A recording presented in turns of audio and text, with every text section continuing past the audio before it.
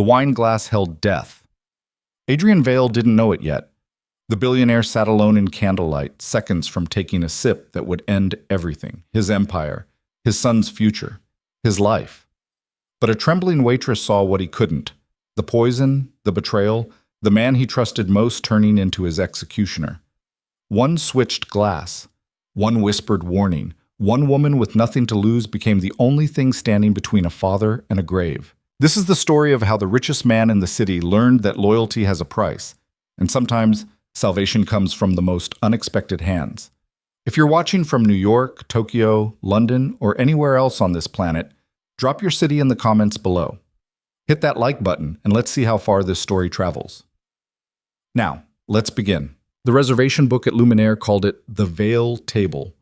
Corner position, third floor, floor-to-ceiling windows overlooking a city that never quite decided whether it wanted to sleep or keep burning money. Adrian Vale sat there most Thursday nights when the merger talks ran late, when the lawyers needed one more signature, when Victor Hale insisted they celebrate progress with wine that cost more than most people's rent. Tonight was supposed to be simple: sign the papers, shake hands, go home to Max.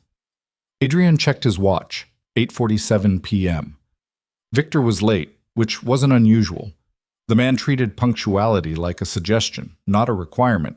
Adrian didn't mind. It gave him time to think, to review the merger documents one last time before committing his company to a partnership that would either double his wealth or complicate it beyond recognition. The restaurant hummed with the kind of quiet that only existed in places where the cheapest entree cost $100. Soft jazz, softer conversations, the clink of crystal against china. Adrian had been coming here for 6 years, ever since Max was born, and he'd needed somewhere close to the office, somewhere he could grab dinner between meetings and still make it home before his son's bedtime. He knew the staff by name, recognized the chef's signature on every plate, trusted the wine list more than he trusted most people. That trust, he would later realize, almost killed him. "Mr. Vale?" Adrian glanced up. The waitress, Elena, her name tag read, stood beside his table with a wine glass balanced on a silver tray. She was maybe 30, maybe older. Hard to tell. She had that worn look some people carried, like life had handed them too many bills and not enough breaks. Dark hair pulled back, eyes that didn't quite meet his. "I didn't order yet," Adrian said. "Compliments of Mr. Hale, sir. He called ahead, said you'd want your usual while you waited." Adrian nodded. That sounded like Victor, always a step ahead, always managing details before Adrian thought to ask. It was why their partnership worked. Victor handled the charm, the client dinners, the handshake deals that made investors feel special. Adrian handled the numbers, the strategy, the foundation that kept everything from collapsing into expensive chaos. Elena set the glass down. Her hand shook slightly. Adrian noticed because he noticed things like that. Small details, inconsistencies, cracks in the pattern.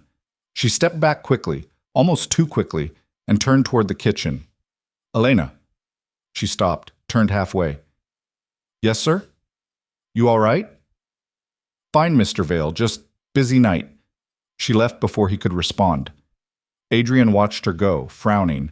Something off in her movement, something tight in her shoulders. But then his phone buzzed, message from Victor. "Stuck in traffic, 15 minutes. Start without me." Adrian set the phone down, picked up the wine glass, held it to the light. Chateau Margaux, 2015. Victor's favorite, though Adrian preferred bourbon. Still, it was a gesture, a tradition. They toasted with this same vintage the night they first discussed merging their companies, back when it was just an idea scribbled on a napkin at this exact table. He brought the glass to his lips. "Mr. Vale." Elena was back, breathing hard like she'd run from the kitchen. She reached for his glass before he could drink. "I'm sorry, wrong vintage. Chef's mistake. Let me—" She grabbed the glass. Wine sloshed slightly. Adrian pulled back, confused. "It's fine, Elena. Really." "No, sir. Please.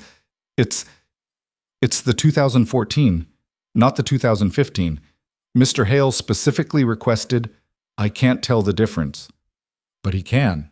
Her voice cracked slightly. "He'll notice. Please, just let me bring the right one." She didn't wait for permission. She took the glass and walked away quickly, Steadier this time, like she'd made a decision and needed to commit before she changed her mind. Adrian watched her disappear through the kitchen doors. Weird. Definitely weird. But restaurant staff got nervous around clients who tipped well and complained loud. Maybe she'd had a bad experience with Victor before. Maybe the chef really had screwed up and she'd take heat for it. He returned to the merger documents, 300 pages of legal language that basically said, Adrian Vale and Victor Hale will combine their companies under shared ownership, splitting profits 60-40 in Vale's favor due to larger initial capital investment. Standard stuff. His lawyers had reviewed it twice. Victor's team had countersigned everything, just needed his signature to make it official. Elena returned with another glass, set it down carefully. This time her hands were steady. The 2015, Mr. Vale. Thank you. She nodded, started to leave, stopped, turned back, leaned in slightly, voice dropping to something just above a whisper. Be careful. Then she was gone again, weaving through tables toward the bar where another customer flagged her down. Adrian stared at the glass. Be careful. What the hell did that mean? Careful of what? The wine? Victor? The merger? He didn't drink it, not yet. Instead, he waited, watching the kitchen doors, watching Elena as she moved through her shift. She didn't look his direction again, didn't acknowledge him, just worked, pouring water, clearing plates, smiling at customers with the kind of smile that didn't reach her eyes. Victor arrived 20 minutes later, loud and apologetic and smelling like expensive cologne. He dropped into the seat across from Adrian with a grin that suggested traffic had been a minor inconvenience, not a real problem. Adrian, Christ, I'm sorry. Accident on 5th, total nightmare.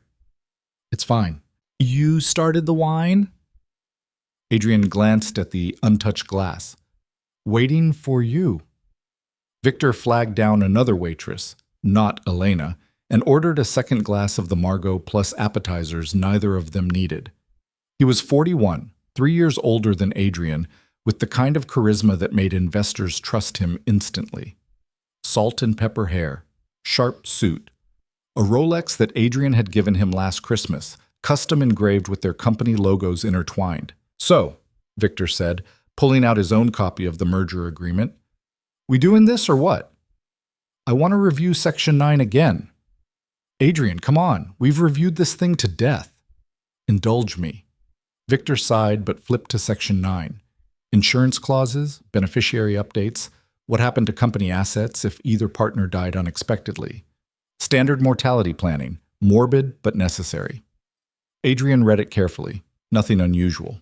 If he died, his shares transferred to a trust for Max until the kid turned 25. If Victor died, his shares went to his sister in California. Clean, simple. Satisfied? Victor asked. Yeah. Then sign the damn thing so we can celebrate. Adrian picked up his pen, hesitated, looked at the wine glass again. Be careful. What's wrong? Victor asked. Nothing, just thinking about Max, making sure this is the right move. It's the right move. Your kid's going to inherit an empire, not just a company. That's what this is about, Adrian. Legacy. Legacy. Right, that's what Victor always said. Build something bigger than yourself. Leave something behind that mattered. Adrian signed. Victor grinned, grabbed his wine glass, raised it high. To the future. Adrian lifted his own glass, paused, sniffed it, looked at Victor. What? Victor said. Nothing. They drank. Victor in one smooth swallow, Adrian in a small sip that barely touched his tongue. The wine tasted fine. Normal. Maybe a little bitter, but wine was supposed to be bitter. Dinner arrived.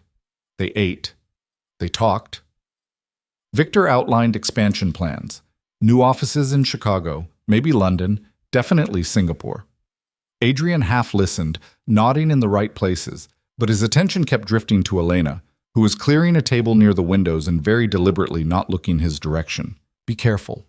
By the time dessert arrived, creme brulee that Victor insisted they share, Adrian felt fine. No dizziness, no nausea, no signs of poison or sabotage or whatever paranoid scenario his brain had been building. Maybe Elena was just nervous. Maybe he'd misread everything.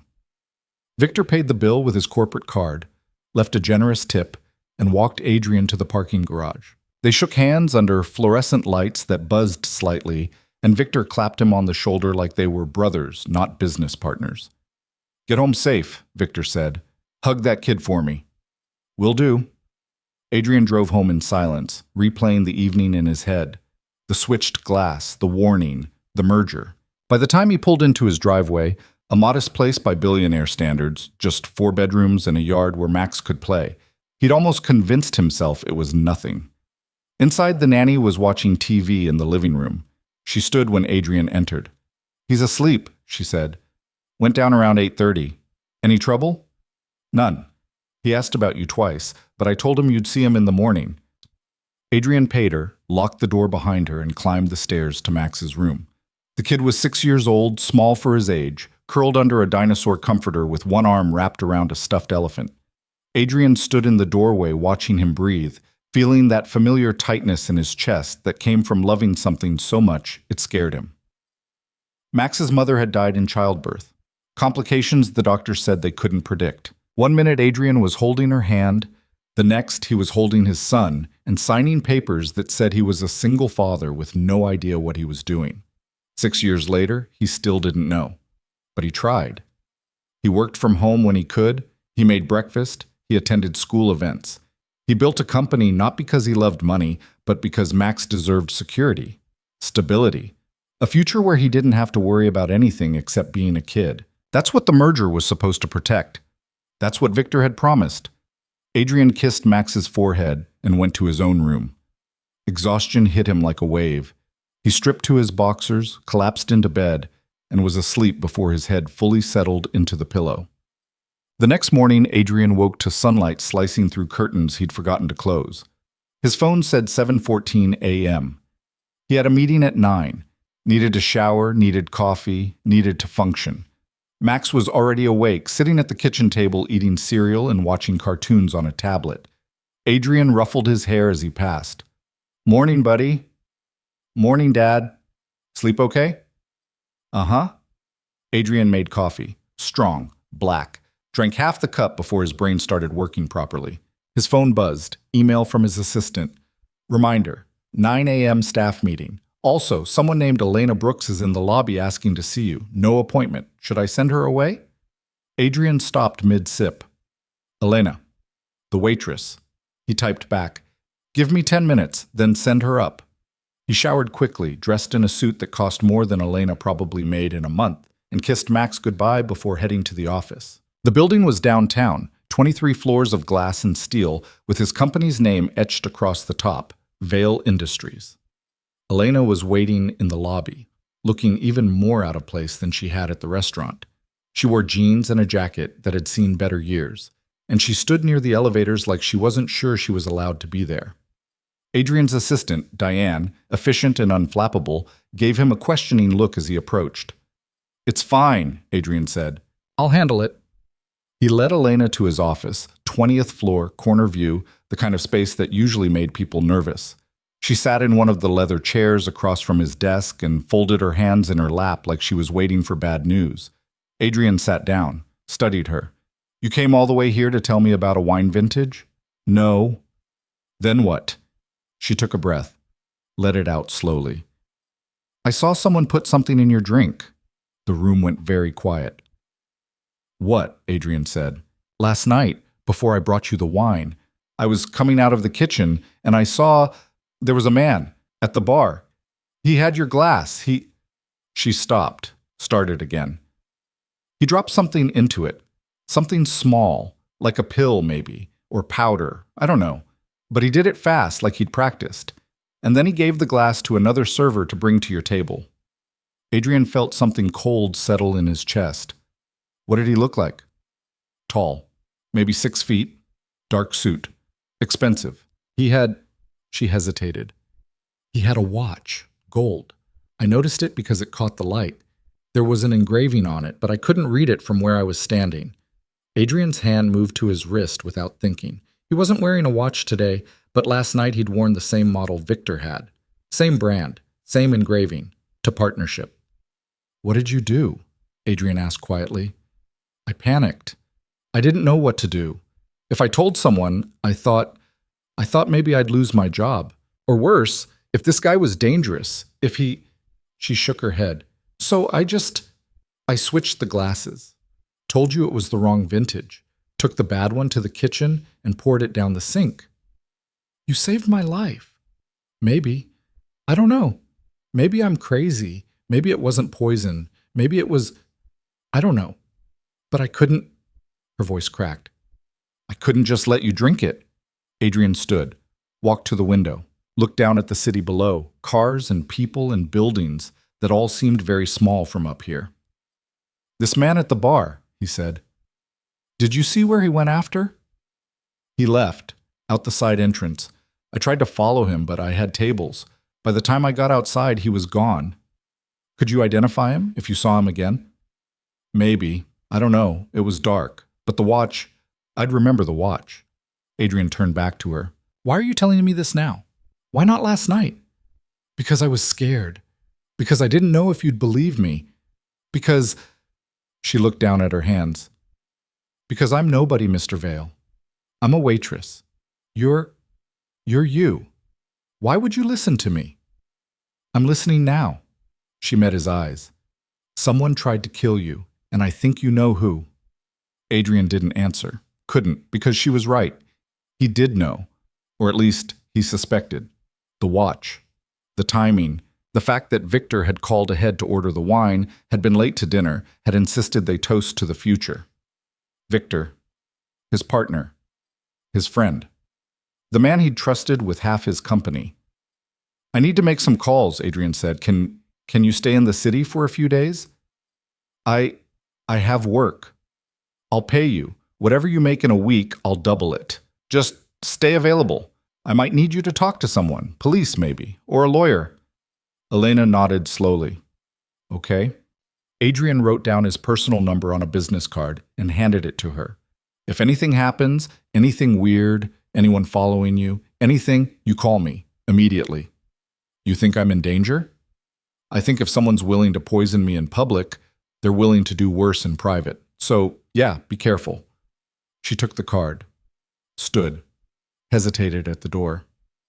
Mr. Vale? Yeah? Why would someone want you dead? Adrian smiled, but it didn't reach his eyes. That's what I'm about to find out. After Elena left, Adrian canceled his morning meetings and locked his office door. He pulled up the merger agreement on his computer and read it again, this time looking for details he'd missed. Patterns, inconsistencies, anything that suggested Victor had been planning this longer than a single dinner. Section 9 caught his attention again. The insurance clause. If Adrian died, his shares went to Max's trust. But Max was 6.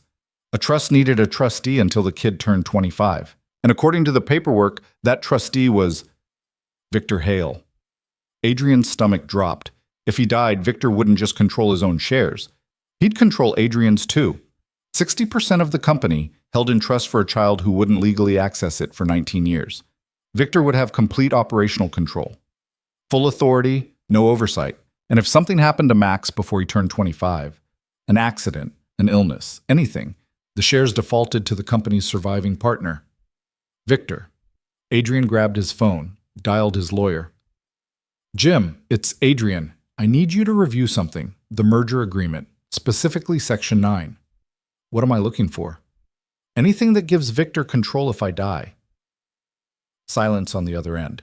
Then, Adrian, that's standard mortality planning. You signed off on it. I know I signed off on it. I'm asking you to look again. Okay, I'll pull the file. Give me an hour. Adrian hung up. His hands were shaking. He pressed them flat against the desk, forcing them still. Think. Don't panic. Think. If Victor had tried to kill him last night, and everything pointed to that, it meant the merger wasn't about partnership. It was about acquisition. Victor didn't want to share the company. He wanted to own it. And Adrian, alive, was the only thing standing in his way. His phone rang. Unknown number. Hello? Mr. Vale, it's Elena. I remembered something. What? The man at the bar, before he left. He got a phone call. I heard him say a name, Victor. He said, Victor, it's done. And then he hung up and left. The world tilted slightly. Elena, Adrian said carefully. Where are you right now? Still in your building, lobby. Go to the coffee shop across the street. Wait there. I'm coming down. He grabbed his jacket and took the elevator down. Didn't trust himself to think clearly in his office, surrounded by furniture Victor had helped him pick out, art Victor had recommended, a view Victor had toasted the first day they'd moved in. The coffee shop was crowded with the morning rush. Elena sat in the back corner, hands wrapped around a cup she hadn't touched. Adrian slid into the seat across from her. Tell me exactly what you heard, he said. She repeated it, word for word. Victor, it's done. Did he say anything else? No, just that. And then he left. Adrian leaned back, closed his eyes, tried to think past the rage building in his chest. Victor had tried to kill him, had hired someone, or convinced someone to poison him in public, at a restaurant where Adrian felt safe, during a dinner meant to celebrate their partnership. And if Elena hadn't noticed, if she hadn't switched the glasses, Adrian would be dead. Max would be an orphan, and Victor would be running the company, playing the devastated friend, raising a toast at Adrian's funeral while signing papers that made him a billionaire. What are you going to do? Elena asked. Adrian opened his eyes. I'm going to prove it. How? I don't know yet, but I will. Done. He spent the rest of the day digging. Financial records, emails, meeting notes, anything that might reveal Victor's plan. And slowly, piece by piece, a picture started forming. 3 months ago, Victor had taken out a massive life insurance policy on Adrian, $2 million. Beneficiary, the company, which Victor would control if Adrian died. 2 months ago, Victor had opened an offshore account in the Cayman Islands. No explanation, no business justification. 1 month ago, Victor had started meeting with a man named David Ortiz, a corporate consultant with a history of hostile takeovers and a reputation for making problems disappear. And 2 weeks ago, Victor had amended the merger agreement to include a clause Adrian hadn't noticed. If either partner became incapacitated, physically or legally, the other partner gained temporary control until the situation resolved. Incapacitated. That was the backup plan. If poison didn't work, Victor would find another way. Frame Adrian for something. Get him arrested. Declared mentally unfit. Anything that removed him from power long enough for Victor to consolidate control. Adrian's lawyer called back around 4 p.m. You were right, Jim said. The mortality clause gives Victor full operational control if you die. And there's another clause, buried in the appendices, that triggers if you're ever convicted of fraud or embezzlement. It voids your shares and transfers them to the company, which Victor would control. Exactly. Can we break the agreement? Not without cause. And Victor would sue, drag it out, cost you millions. What if I have proof he tried to kill me? Silence. Adrian, what the hell is going on? I'll call you back. He hung up, sat in the gathering darkness of his office, watching the city lights blink on one by one. Somewhere out there, Victor was planning his next move, waiting to see if the poison had worked or if he needed to escalate. Adrian's phone buzzed. Text from Victor. Dinner tomorrow? Same place? Need to discuss next steps for the merger.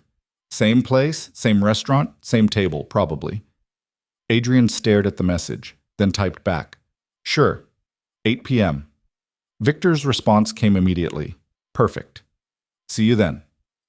Adrian set his phone down, looked at the merger agreement still open on his computer screen. Then he called his head of security, a former cop named Marcus who'd worked for him for 3 years and didn't ask stupid questions. Marcus, I need a favor, and I need it to stay quiet. What kind of favor? The kind that might save my life. That night, Adrian went home to Max and tried to pretend everything was normal. They ate pizza. They watched a movie. They argued about bedtime until Max finally fell asleep on the couch, and Adrian carried him upstairs, tucking him in like he'd done 1,000 times before. But this time, standing in the doorway watching his son sleep, Adrian felt the weight of it. If Victor succeeded, if the poison had worked, or if the next attempt did, Max would grow up without him, would inherit a company controlled by the man who'd killed his father, would never know the truth. That wasn't going to happen. Adrian went to his bedroom and pulled a locked box from the top shelf of his closet. Inside was a handgun he'd bought years ago and never fired. He checked the chamber, loaded. He put it back in the box and locked it again. He wasn't going to shoot Victor. That was insane. But knowing it was there, knowing he had options, made him feel slightly less helpless. His phone buzzed. Text from Elena. "Are you okay?" He typed back, "Yeah, you?" "Scared." "Me too." "What happens now?" Adrian stared at the question, then typed, "Tomorrow night, I find out how far he's willing to go." He didn't sleep that night, just lay in bed staring at the ceiling, running through scenarios. What he'd say, what Victor might do, how to stay alive long enough to prove what had happened. By the time the sun came up, he had a plan. It wasn't a good plan, but it was the only one he had. And tomorrow night at Luminaire, sitting across from the man who'd tried to kill him, Adrian Vale would either expose the truth or become its next victim. The Friday morning staff meeting felt like theater. Adrian sat at the head of the conference table, nodding at quarterly reports and expansion projections while his mind ran different calculations entirely. Victor sat 3 chairs down, smiling at jokes, offering suggestions, playing the role of trusted partner with the kind of ease that only came from years of practice. Adrian watched him, really watched him, tried to see past the charm to whatever lived underneath. The man who'd ordered his death sat there in a $1,500 suit, drinking coffee from a mug that said, "World's Best Boss," laughing at something the marketing director said about their Super Bowl ad campaign. If you didn't know better, you'd think he was exactly what he appeared to be. "Adrian?" He blinked. Everyone was looking at him. Victor, too, one eyebrow raised in polite concern. "Sorry," Adrian said. "What?" "The Singapore office," Diane repeated. "You wanted final approval on the lease terms before we commit." "Right. Yeah. Approve it. Move forward." The meeting continued. Adrian contributed when expected, but his attention kept drifting to the watch on Victor's wrist, the Rolex he'd given him last Christmas, custom engraved, to partnership. He wondered if Victor had been planning this even then, if he'd opened the gift box, read the inscription, and thought about all the ways he could use that partnership to bury Adrian 6 feet under. The meeting ended. People filed out. Victor lingered, gathering his papers slowly, and Adrian knew what was coming. "Hey," Victor said once they were alone. "You seem off. Everything okay?" "Fine, just tired." "Max keeping you up?" "Something like that." Victor leaned against the table, casual, concerned. "You sure? Because if the merger's stressing you out, it's not the merger." "Then what?" Adrian met his eyes, held them. "Nothing, really. I'm good." Victor studied him for a long moment, then nodded. "All right. But if you need to talk, you know I'm here. We're partners now, officially." "Yeah, partners." Victor clapped him on the shoulder, that same brotherly gesture from the restaurant, and left. Adrian stayed in the conference room, staring at the empty chair where Victor had been sitting, wondering how many lies could fit inside a single smile. His phone buzzed. Text from Marcus. "Got what you asked for. When do you want to meet?" Adrian typed back, "My office. Now." Marcus arrived 10 minutes later carrying a manila folder and wearing the expression of someone who'd found something he didn't like. He was 42, built like he still hit the gym daily, with a shaved head and a scar across his left eyebrow from his cop days. He closed the office door behind him and tossed the folder on Adrian's desk. "You were right to be paranoid," Marcus said. Adrian opened the folder.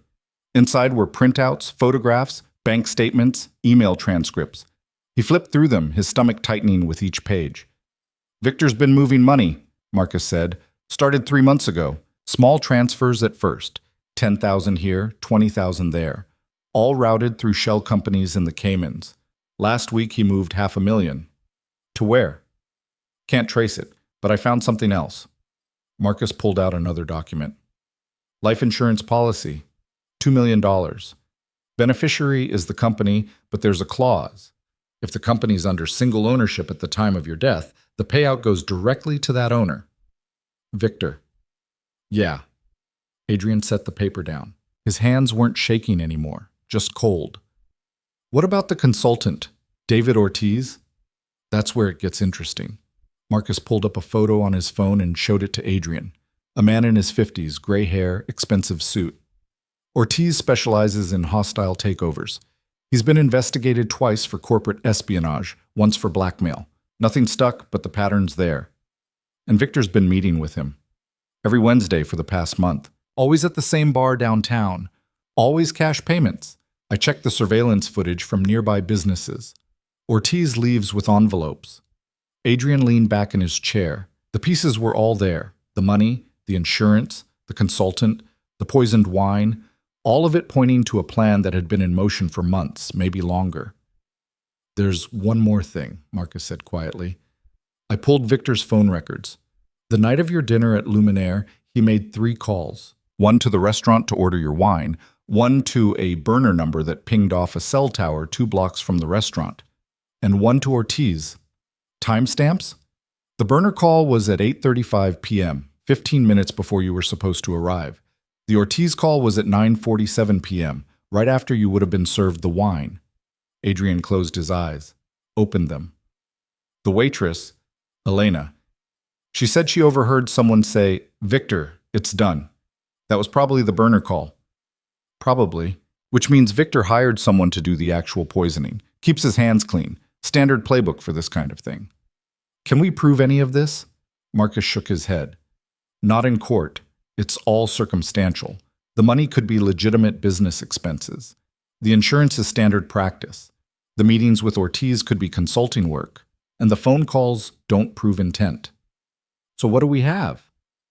"A theory. A good one. But without hard evidence. A recording. A confession. Something concrete." Victor walks. Adrian stood. Walked to the window. The city stretched out below him, indifferent and vast. Somewhere down there, Victor was planning his next move, and Adrian had less than 24 hours to figure out how to stop him.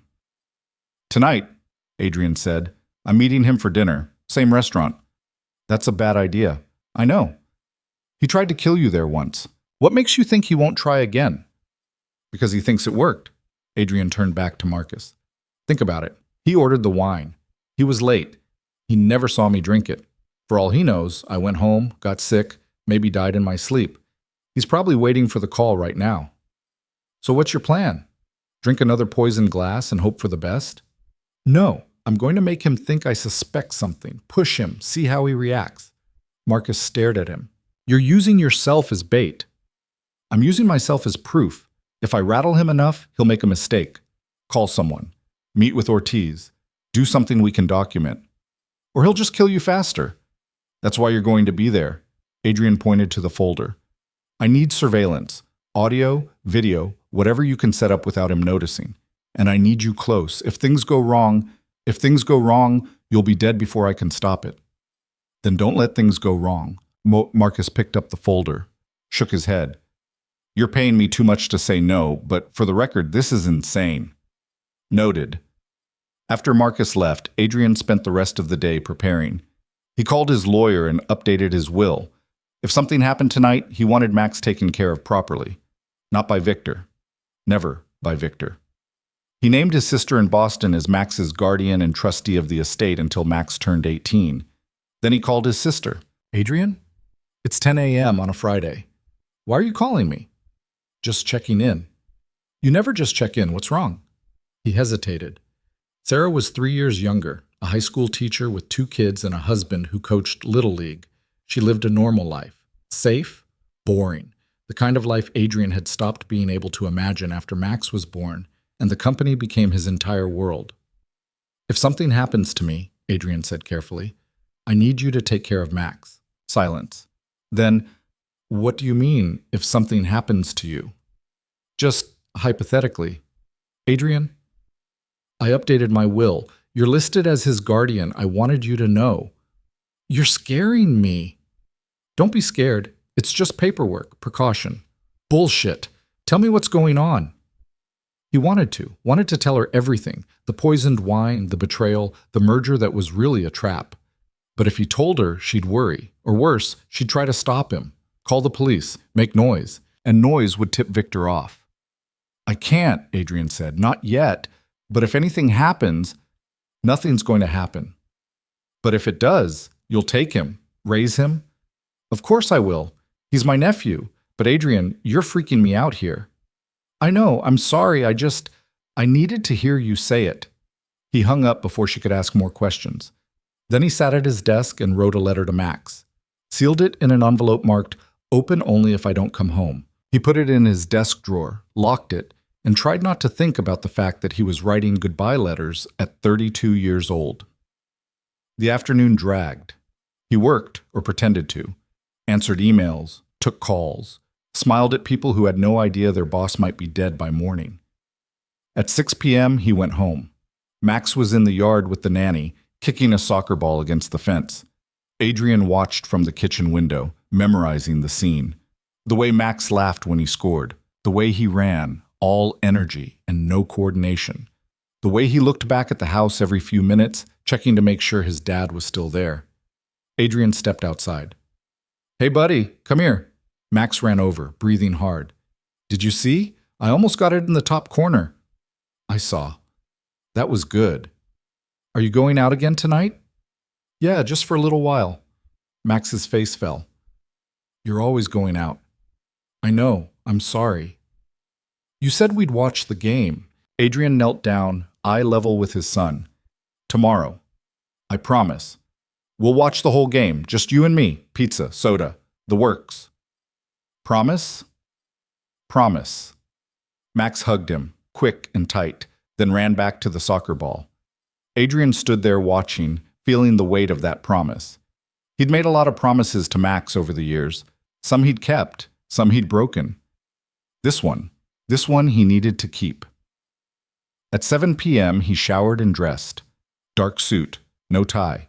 He checked his reflection in the mirror and barely recognized the man staring back. He looked older, tired, like someone who'd been fighting too long and was starting to wonder if winning was even possible. He drove to Billionaire alone. Marcus was already there, posing as a customer at the bar, nursing a drink and watching the room through the mirror behind the bottles. He'd set up 2 hidden cameras, one in the centerpiece on Adrian's usual table, one in a coat hook on the wall. Audio recorders in the salt shaker and the candle holder. Elena was working tonight. Adrian had texted her earlier, told her to act normal, serve his table if she could. She'd agreed, though her response had been shaky. What if something happens again? Adrian had written back, "Then you run. Don't be a hero twice." He arrived at 7:45 p.m., 15 minutes early. He wanted time to think, to breathe, to settle his nerves before Victor showed up with his smile and his lies and his plans to finish what the poison had started. The hostess led him to the same table as before. 3rd floor, corner position, windows overlooking the city. Adrian sat facing the door so he could see Victor arrive. The waitress, not Elena, brought water and asked if he wanted to start with wine. "Not yet," Adrian said, "waiting for someone."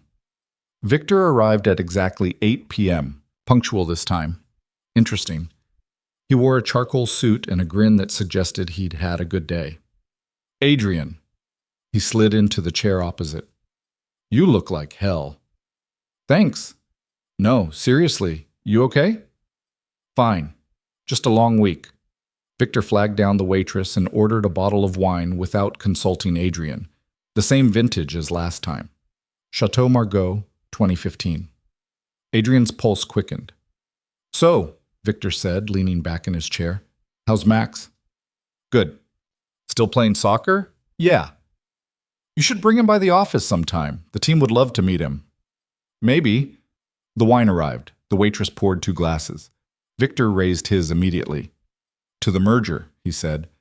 Adrian didn't move, just stared at the glass in front of him. Victor frowned. "What's wrong?" "Nothing." "Then drink." "I'm not thirsty." "It's a toast, Adrian. You don't have to be thirsty." Adrian picked up the glass, held it to the light, examined the color, the clarity. Victor watched him, smile fading slightly. "What are you doing?" Victor asked. "Making sure it's the right vintage." "It's wine, not poison." The word hung between them. Adrian set the glass down without drinking. "Funny you should mention poison," Adrian said. Victor went very still. "What?" "I had an interesting conversation yesterday. With a waitress. She said she saw something strange last week. Someone tampering with my drink. Victor's expression didn't change. didn't flicker. But something shifted in his eyes, a calculation happening faster than words. That's a serious accusation, Victor said carefully. It's not an accusation, it's a fact. And you believe her? Some random waitress? I believe what I found when I started looking into it. Adrian pulled out his phone, opened a photo of the offshore account statements Marcus had uncovered, slid the phone across the table. $500,000 moved to the Caymans. Want to explain that?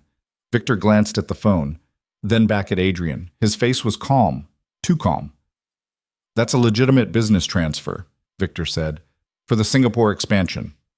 Really? Because it went through 3 shell companies before landing in an account under your name. I don't have to explain my financial decisions to you. Actually, you do. We're partners, remember? Victor smiled. It didn't reach his eyes. Is that what this is about? You're having second thoughts about the merger? I'm having second thoughts about you. Adrian. Victor leaned forward, voice dropping to something quieter, more dangerous. I don't know what you think you've found, but you're wrong. I'm not your enemy. Then who is? I don't know, but it's not me. Adrian took a breath, pushed harder. The life insurance policy, $2 million. Beneficiary clause that pays out to you if I die while you're running the company. That sound familiar? Victor's jaw tightened. That's standard mortality planning. No, it's not. It's a contingency, a backup plan in case the poison didn't work. You're paranoid.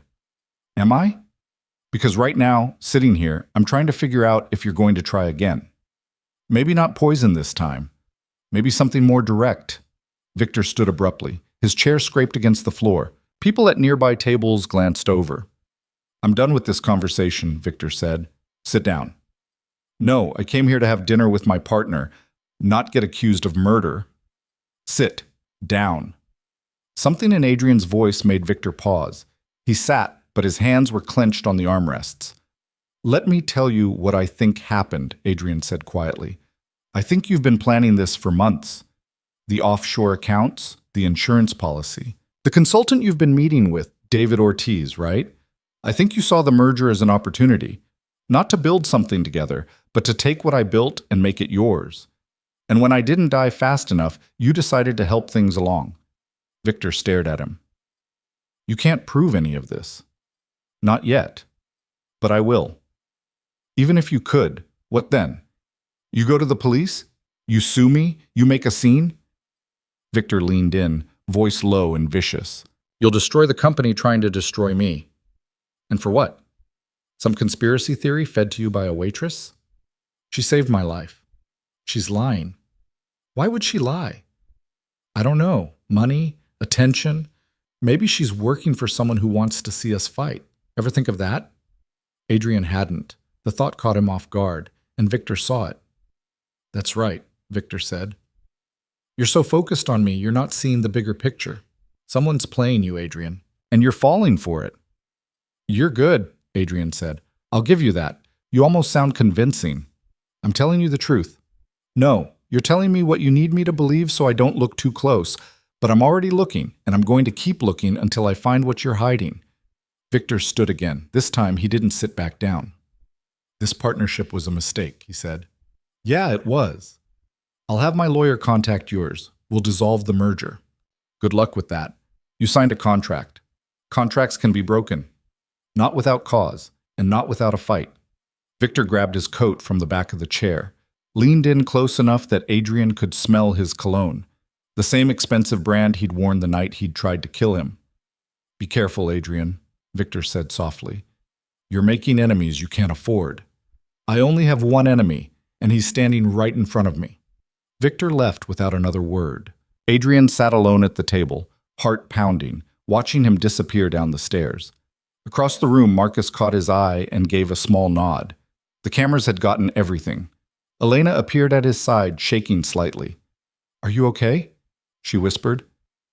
Yeah. He looked like he wanted to kill you right here. Probably did. What happens now? Adrian stood, pulled cash from his wallet and left it on the table. Enough to cover the wine they hadn't drunk, and a tip that would keep Elena stable for a month. Now, Adrian said, we wait and see what he does next. He walked out of Luminaire into the cool night air. His phone buzzed before he reached his car. Text from Marcus. Got it all. Audio's clean, video's clear. This is enough to prove you confronted him. Maybe not enough to prove he tried to kill you, but it's a start. Adrian typed back. Meet me at the office in an hour. And bring everything you have on Ortiz. He drove home first, paid the nanny, checked on Max, who was asleep with the stuffed elephant clutched against his chest. Adrian stood in the doorway, watching him breathe, and made a promise to himself. Not to Max, to himself. He was going to win this, no matter what it cost. An hour later, he was back in his office. Marcus was already there, spreading documents across the conference table like pieces of a puzzle. Ortiz met with Victor 3 hours ago, Marcus said, right after your dinner.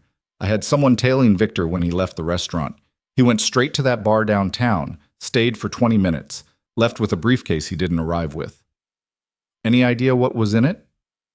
No, but Ortiz looked pleased. Adrian studied the documents. Phone records, bank statements, surveillance photos. Everything pointed to a conspiracy, but nothing proved it beyond reasonable doubt. We need more, Adrian said. More what? Evidence. Something that ties Victor directly to the poisoning, or to a plan to kill me. Short of a confession, I don't know how we get that. Adrian thought for a moment, then pulled out his phone and dialed Elena's number. She answered on the second ring. Mr. Vale? Elena, the man you saw at the bar. The one who put something in my drink. Do you think you could identify him from a photo? Maybe. I don't know. It was dark. But you'd recognize him if you saw him again? I think so. Why? Because I need you to look at some pictures. Can you come to my office tomorrow morning? I have a shift. I'll pay you for the time, please. This is important. She hesitated. Then, okay. What time? 9 a.m. After they hung up, Adrian pulled up surveillance footage from the bar where Victor met with Ortiz. He scrolled through hours of video until he found what he was looking for. A man in a dark suit entering at 8:30 p.m. the night of the poisoning. The same man leaving at 8:50 p.m. Adrian froze the frame, enhanced the image. The man's face was partially obscured, but his watch was visible. Gold Rolex, same model as Victor's. Marcus, Adrian said, run facial recognition on this. See if it matches anyone in Ortiz's known associates. Marcus took the image. This might take a while. I've got time. They worked through the night. Coffee and documents and grainy surveillance footage. By 4 a.m., they had a name. Thomas Reed. Former pharmaceutical sales rep. Fired 3 years ago for falsifying medical records. Known associate of David Ortiz, last known address in Queens. By 6 a.m., Marcus had tracked Reed's recent activity. Credit card purchases at a hardware store. Gloves, bleach, trash bags. The kind of purchases someone made when they needed to clean up evidence. By 7 a.m., they had enough to go to the police. Maybe, if the police believed them, if they didn't think Adrian was just a paranoid billionaire trying to sabotage his own business partner. We need insurance, Adrian said. What kind of insurance? The kind that makes sure if something happens to me, Victor goes down too. He spent the next 2 hours writing everything down. Every detail.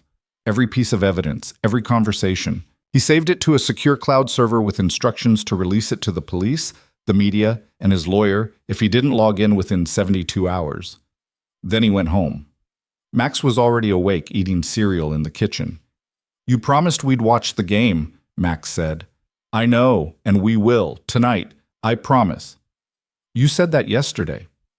This time I mean it. Max studied him with the kind of skepticism only a 6-year-old could muster. You look tired. I am tired. Did you sleep? Not really. Why not? Just work stuff. You're always doing work stuff. Adrian sat down beside his son, put his arm around him. I know, and I'm sorry, but I'm trying to fix it so I can spend more time with you. Promise? Promise. Max leaned against him, small and warm and trusting in a way that made Adrian's chest ache. He held his son close and wondered what kind of world he was leaving him. A world where people like Victor existed, where betrayal came dressed in friendship, where poison came in wine glasses and death came wearing a Rolex. His phone buzzed, Text from an unknown number. You should have died when you had the chance. Adrian stared at the message, then showed it to Marcus, who'd followed him home and was standing in the kitchen doorway. That's a threat, Marcus said. Yeah. We need to go to the police, now. And tell them what? That I got a mean text? They'll laugh me out of the station. This is evidence of intent. It's evidence of someone with my phone number being an asshole. Could be Victor, could be Reed, could be some random person who read about the merger online and doesn't like billionaires. Marcus pulled out his own phone. I'm calling a contact at the precinct, someone who owes me a favor. Don't. Not yet. Adrian. I said not yet. We play this wrong. Victor walks. And I can't. He glanced at Max, who was watching cartoons and pretending not to listen. I can't let that happen. Marcus put his phone away, but his expression said he thought Adrian was making a mistake. Maybe he was, but mistakes were all he had left. Elena arrived at 9 a.m. sharp, looking like she hadn't slept either. Dark circles under her eyes. Hair pulled back in a messy ponytail. She clutched her purse against her chest like it might protect her from whatever was coming next. Adrian met her in the lobby and led her upstairs to the conference room where Marcus had arranged a dozen photographs on the table. Men in suits, men in casual clothes. Some young, some old. Thomas Reed was third from the left, mixed in with people who had nothing to do with Victor or the poisoning or anything else. Take your time, Adrian said. Look at each one carefully. Elena moved slowly down the line, studying each face.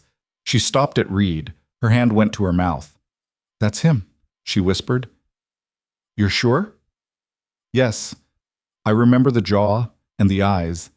He looked angry, like he was doing something he didn't want to do but had to anyway. Marcus stepped forward. Would you be willing to testify to that? In court, if it comes to it? Elena looked at Adrian. Will I be safe? I'll make sure of it, Adrian said, though he wasn't sure he could promise that. Wasn't sure he could keep anyone safe, including himself. She nodded slowly. Then, yes, I'll testify. After Elena left, Adrian and Marcus spent another hour going through Reed's background. The pharmaceutical connection was interesting. Reed had access to drugs, knowledge of dosages, the kind of expertise you'd need to poison someone without it being immediately obvious. We need to find him, Adrian said. Get him to talk. That's police work, not ours. The police will take weeks. I don't have weeks. Victor's planning something. I can feel it. Then let me handle Reed. You stay visible. Go to work. Act normal. Make Victor think you're backing off. Adrian shook his head. I'm done acting normal. I want Victor scared. I want him making mistakes. He's already making mistakes. The threat text. Meeting with Ortiz right after your confrontation. These are panic moves. Good. Let him panic. Marcus gathered the photographs. You're playing a dangerous game. I've been playing it since the moment I signed that merger. I just didn't know the rules yet. The weekend passed in a strange, suspended state. Adrian took Max to soccer practice Saturday morning, sat on the bleachers with other parents, and pretended to care about drills and formations while his phone buzzed with updates from Marcus. Reed's apartment was empty. His car hadn't moved in 3 days. His credit cards hadn't been used since Thursday. Either Reed was hiding or someone had made sure he couldn't talk. Sunday morning, Adrian kept his promise. He and Max watched the entire football game, ate pizza, drank soda, acted like everything was fine. Max scored imaginary touchdowns during commercial breaks, and Adrian cheered like his life depended on it. Maybe it did. Maybe if he could hold on to these moments, these normal, boring, beautiful moments, he could survive whatever was coming. That night, after Max went to bed, Adrian sat in his home office and went through the merger agreement one more time. He'd read it a dozen times already, but he kept looking for something he'd missed. Some clause, some loophole, some way to break the contract without destroying everything. His phone rang. Unknown number again. He almost didn't answer, then did. Hello? Adrian Vale? The voice was unfamiliar, male, nervous. Who is this? My name's Thomas Reed. I think we need to talk. Adrian's pulse spiked. He put the phone on speaker and waved at Marcus, who was sitting across the room reviewing security footage. I'm listening, Adrian said. Not on the phone, in person. Tomorrow, noon. There's a park near the river, Riverside Park by the old pier. You know it? I can find it. Come alone. If I see anyone else, I'm gone. How do I know this isn't a trap? Reed laughed, but it sounded broken. If I wanted you dead, Mr. Vale, you'd already be dead. I'm the guy who put the poison in your wine, remember? The line went dead. Adrian stared at the phone. Marcus was already on his feet. That's a trap, Marcus said. Probably. You're not going. I have to. No, you don't. We call the police. Tell them Reed reached out. Let them handle it. And what if he runs before they get there? What if he's the only person who can tie Victor to the poisoning and he disappears? Then we find another way. There is no other way. Adrian stood. Reed called me. Not the police. Not a lawyer. Me. That means he wants something. And whatever it is, I need to hear it. I'm coming with you. He said alone. I don't care what he said. I'm not letting you walk into a park to meet with the guy who tried to kill you without backup. They argued for another 10 minutes before reaching a compromise. Marcus would come, but stay out of sight, far enough away that Reed wouldn't see him, close enough to intervene if things went wrong. Adrian didn't love the plan, but it was better than going alone. Monday morning arrived cold and gray. Adrian dropped Max at school, kissed him goodbye, and watched him run toward the building with his backpack bouncing against his shoulders. He wanted to call him back, hold him, tell him everything. But Max was 6. He didn't need to know his father was meeting with someone who'd tried to murder him. Riverside Park was empty when Adrian arrived. Just dead grass and bare trees and the kind of cold that made you question why anyone lived this far north. The old pier stretched out into water that looked too dirty to support life. Reed was standing at the end of it, hands in his pockets, staring at the river like he was trying to decide whether to jump. Adrian approached slowly. Reed heard him coming. The pier creaked with every step, but didn't turn around. You came, Reed said. You asked. I wasn't sure you would. Figured you'd bring cops, or lawyers, or an army. Just me. Reed finally turned. He looked worse in person than in the photographs. Thinner, older, like the weight of what he'd done had physically aged him. I didn't want to do it, Reed said. The poison. I want you to know that. But you did it anyway. Yeah, I did. Why? Reed pulled a cigarette from his pocket, lit it with shaking hands. Money. Why else? I'm 43 years old, unemployed, living in a shithole apartment in Queens. Victor Hale shows up offering me $50,000 to drop something in your drink. $50,000. That's more than I made in 2 years at my last job. So you said yes. So I said yes. Reed took a drag, exhaled smoke that the wind carried away. He told me it wasn't lethal, said it would just make you sick. Sick enough that you'd miss some meetings, sign some papers without reading them too carefully. He made it sound reasonable, like a prank. You believed him? I wanted to believe him. There's a difference. Adrian moved closer. What was in the vial? I don't know. Victor gave it to me in a sealed container, said it was tasteless, odorless, would dissolve in alcohol. I didn't ask questions. Where's the vial now? Gone. I threw it in the river right after I left the restaurant. Convenient. Smart. I'm not stupid, Mr. Vale. I knew if you died, if they did an autopsy and found something, they'd trace it back to me eventually. Destroying evidence was the only play I had. Then why call me now? Why not just disappear? Reed flicked ash into the water. Because Victor's trying to kill me too. The words hung between them. Explain, Adrian said. Saturday morning, I get a call from David Ortiz. You know who that is? Yeah.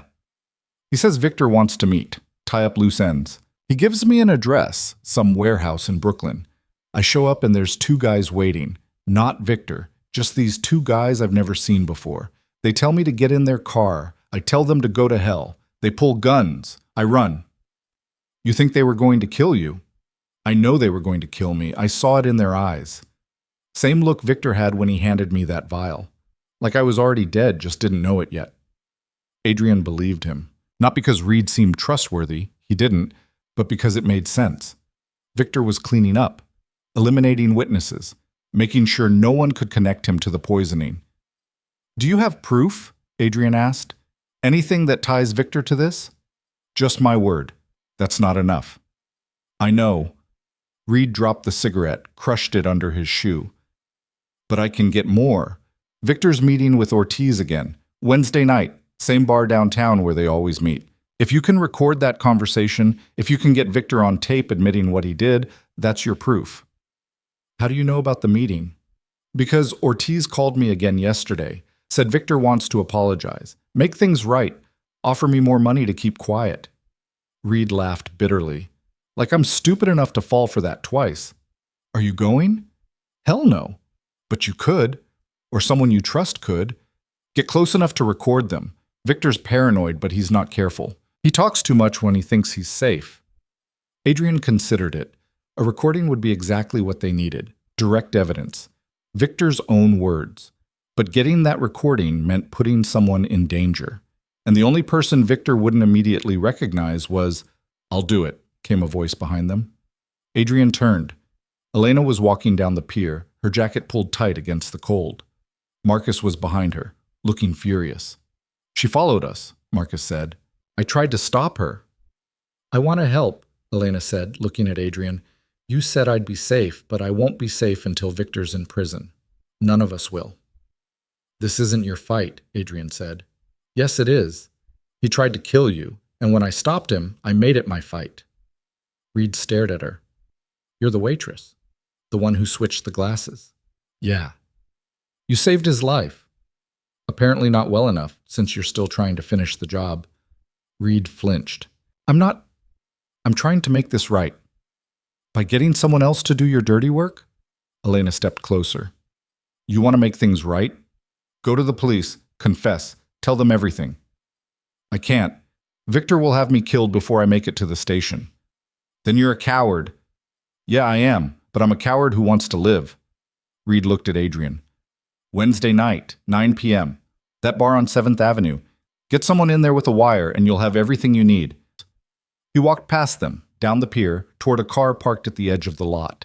Adrian watched him go, knowing there was a good chance Reed wouldn't survive until Wednesday. Victor was thorough. He wouldn't leave loose ends untied. "We're not sending Elena in there," Marcus said once Reed was gone. "I'm standing right here," Elena said, "and I can make my own decisions."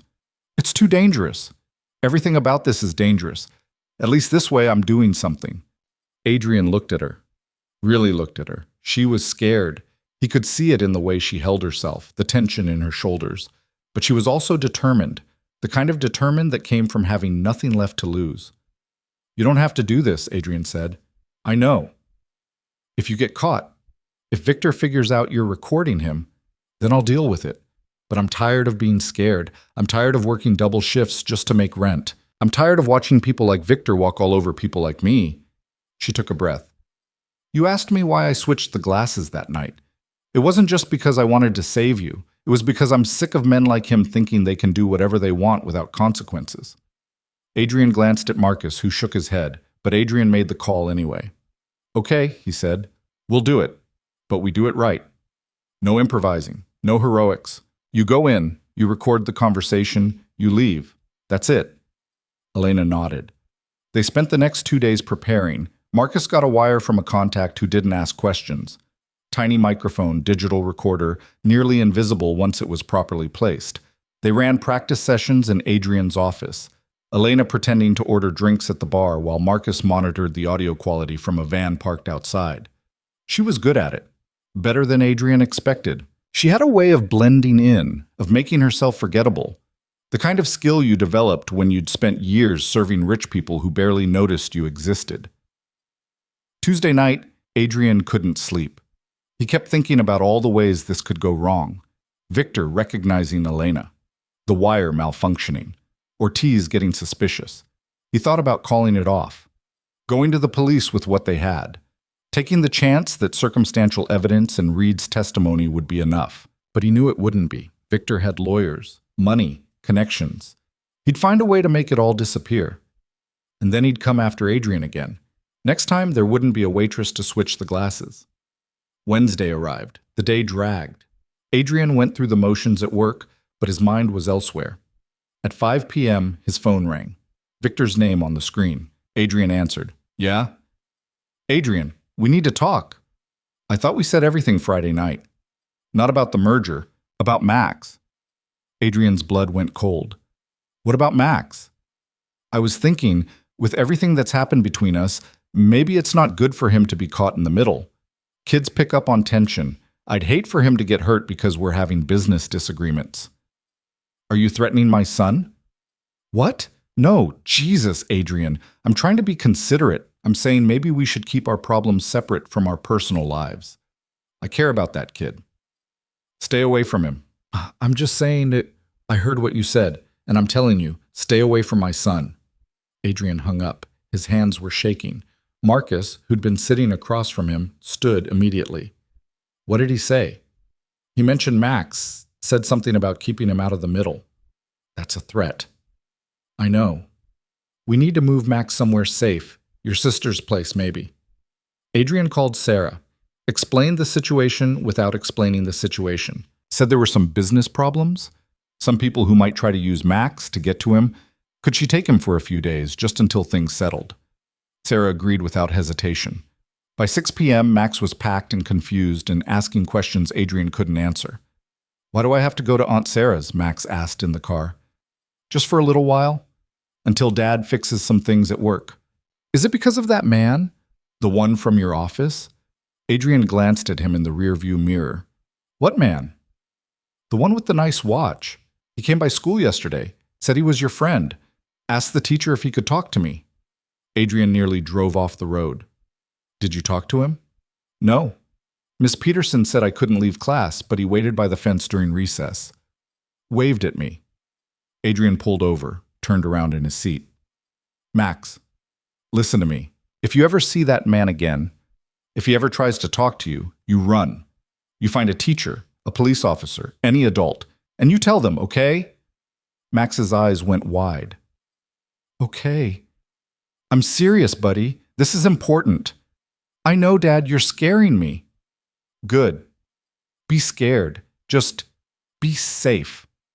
They drove the rest of the way to Sarah's in silence. Adrian walked Max to the door, hugged him tight, and told Sarah to keep the doors locked and call him if anyone suspicious came around. Adrian, what's going on? Sarah asked. I'll explain later. Just keep him safe.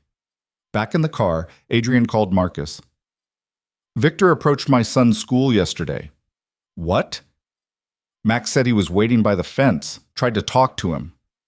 That's it. I'm calling the police. Not yet. Not until after tonight. If we spook Victor now, he'll run. Cancel the meeting. We'll lose our shot. Your kid's safety is more important than a recording. My kid's safe.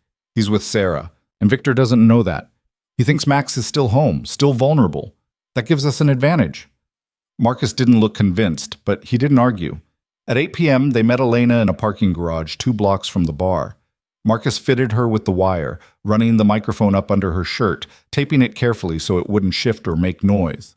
The recorder went in her jacket pocket, disguised to look like a phone. Remember, Marcus said, you're just a customer. You order a drink. You sit at the bar. If Victor and Ortiz are there, you listen. That's it. Don't engage. Don't draw attention. Just listen and record. Elena nodded. She looked pale, but steady. What if they're not there? She asked. Then you finish your drink and leave. We'll figure out another approach. And if they recognize me? They won't. Victor's only seen you once in dim lighting while you were working. You're in different clothes now, different hair. You'll be fine. You keep saying that. Because it's true. Adrian put a hand on her shoulder. You don't have to do this. Yes, I do. Why? She looked at him. Because someone has to. They walked her to the bar entrance. She went in alone. Adrian and Marcus returned to the van, parked across the street with a clear view of the door. Marcus pulled up the audio feed. Static for a moment, then the sounds of the bar. Music, conversation, the clink of glasses. Elena's voice steady and clear. Whiskey. Neat. They waited. 9 p.m. came and went. No Victor, no Ortiz. Just Elena sitting at the bar, nursing her drink, pretending to check her phone. At 9:17 p.m., the door opened. Adrian recognized Victor immediately. Even on the grainy security feed Marcus had tapped into, he was unmistakable. Ortiz followed him. They took a table in the back corner. ordered drinks. Elena didn't move, just sat there, 20 feet away, the microphone picking up fragments of conversation over the ambient noise. Marcus adjusted the audio settings, filtered out background frequencies, and suddenly, Victor's voice came through clear. "Told you to handle Reed. Why is he still a problem?" Ortiz's response was quieter, harder to hear. "He ran. My guys lost him. Then find him. He knows too much." "What about the waitress, the one who switched the glasses?" "What about her?"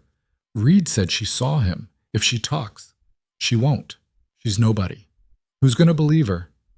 "Still, loose ends make me nervous." Victor laughed. "Everything makes you nervous. Relax. Adrian's backing off. I can feel it. He's scared." "You sure about that? He seemed pretty convinced when he confronted you." "That was adrenaline. By now he's realized he can't prove anything, and once the news breaks tomorrow, he won't have time to worry about me." "What news?" "The fraud investigation. I've been feeding the SEC information for weeks. Fake invoices, offshore transfers, all traced back to Adrian. Tomorrow morning, they're going to arrest him." Adrian's stomach dropped. "You set him up," Ortiz said. "I created reasonable doubt. When he dies, and he will die, one way or another, no one's going to ask too many questions. They'll just think the stress got to him. Guilty conscience, tragic suicide." "And the kid? What about him?" "The son. He inherits. Not if Adrian's convicted of fraud. Assets get frozen. Company goes into receivership. And guess who's positioned to buy it for pennies on the dollar?" Victor raised his glass. Ortiz clinked it with his own. In the van, Adrian couldn't breathe. "We got it," Marcus said. "Every word. This is enough. Conspiracy, attempted murder, fraud. We can take this to the police right now." But Adrian was already moving, out of the van, across the street, through the bar door. "Adrian, wait." He didn't wait. He walked straight to Victor's table. Victor saw him coming and his smile vanished. "Adrian, what?" Adrian grabbed him by the collar, pulled him halfway across the table. "You're done," Adrian said. Victor shoved him back. People were staring now. Ortiz stood, reaching for something in his jacket. "You need to leave," Victor said quietly. "Right now." "I'm not going anywhere, and neither are you." "You're making a scene." "Good. Let them watch." Ortiz pulled a gun, not large, just enough. He kept it low, pointed at Adrian's stomach where most people wouldn't see it.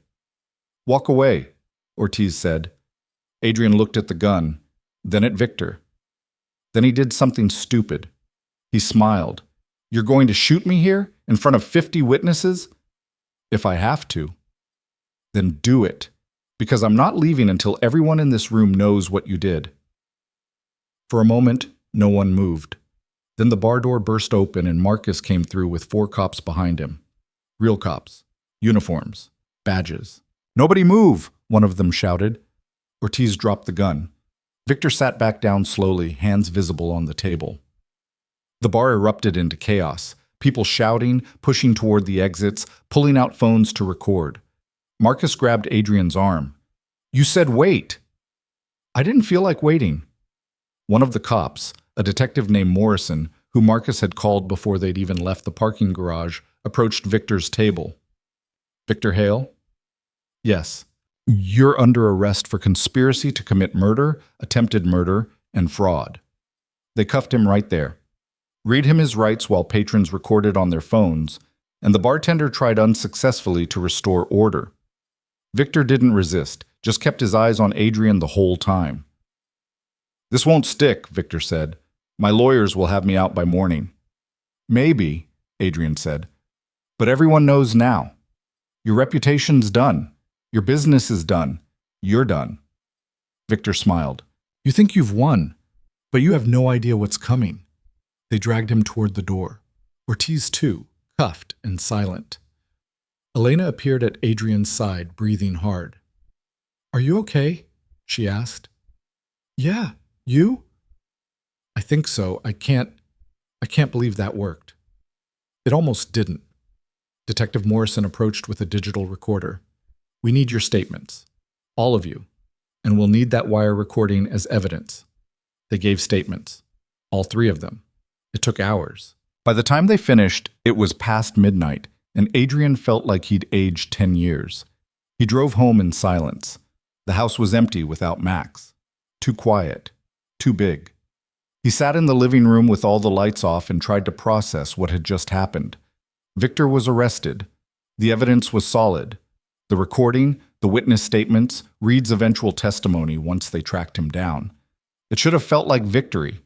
Instead, it felt hollow, because Victor had been right about one thing. The fraud charges were real. The SEC investigation was real. And even if Adrian proved Victor had planted the evidence, the accusation alone would destroy him. Clients would pull contracts.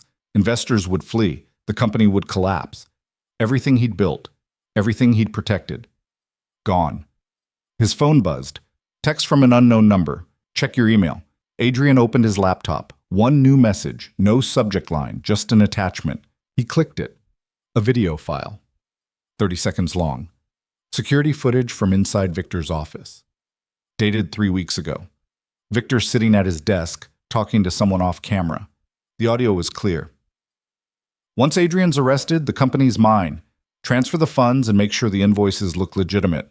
I want this airtight. The person off camera responded, "What about the kid?"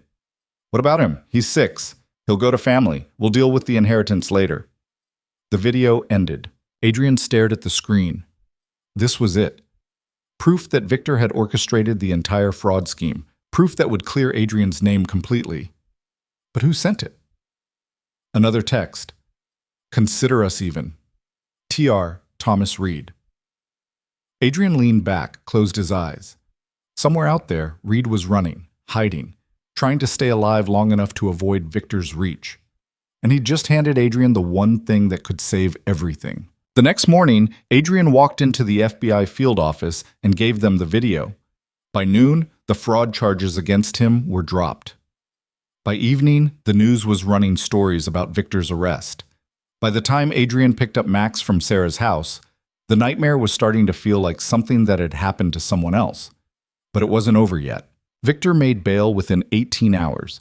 $2 million posted by a lawyer Adrian had never heard of, representing interests Adrian couldn't trace. The news hit while Adrian was sitting in his office trying to salvage what remained of his company's reputation. His phone lit up with alerts, and his stomach turned over. Marcus was there within minutes, standing in the doorway with his arms crossed. "He's out," Marcus said. "I saw. House arrest, ankle monitor. He's not supposed to leave his apartment or contact you in any way." "You believe that'll stop him?" Marcus didn't answer. They both knew it wouldn't. The next 72 hours became a waiting game.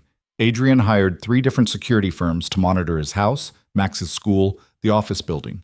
He changed his routes to work, varied his schedule, stopped going anywhere predictable. Max noticed the changes but didn't understand them, kept asking why they couldn't go to their favorite diner anymore, why Dad checked the locks 3 times every night. "Just being careful," Adrian told him. "Careful of what?" "Nothing you need to worry about." But Max was 6, not stupid. He knew something was wrong. The media circus didn't help. Victor's arrest made headlines for a week straight. Business networks ran specials about corporate betrayal. True crime podcasts started covering it before the trial even had a date. Adrian's face was everywhere, along with photos of Victor being led out of the bar in handcuffs, photos of Elena looking shocked outside the courthouse, photos of Luminaire with a caption about poison and privilege. Adrian's phone rang constantly, investors wanting reassurance, board members demanding explanations, clients asking whether their contracts were still valid. He spent 12 hours a day putting out fires, and new ones kept sparking. Thursday afternoon, his lawyer called. "We have a problem," Jim said. Adrian closed his office door. "What kind of problem?" Victor's legal team filed a motion to suppress the recording.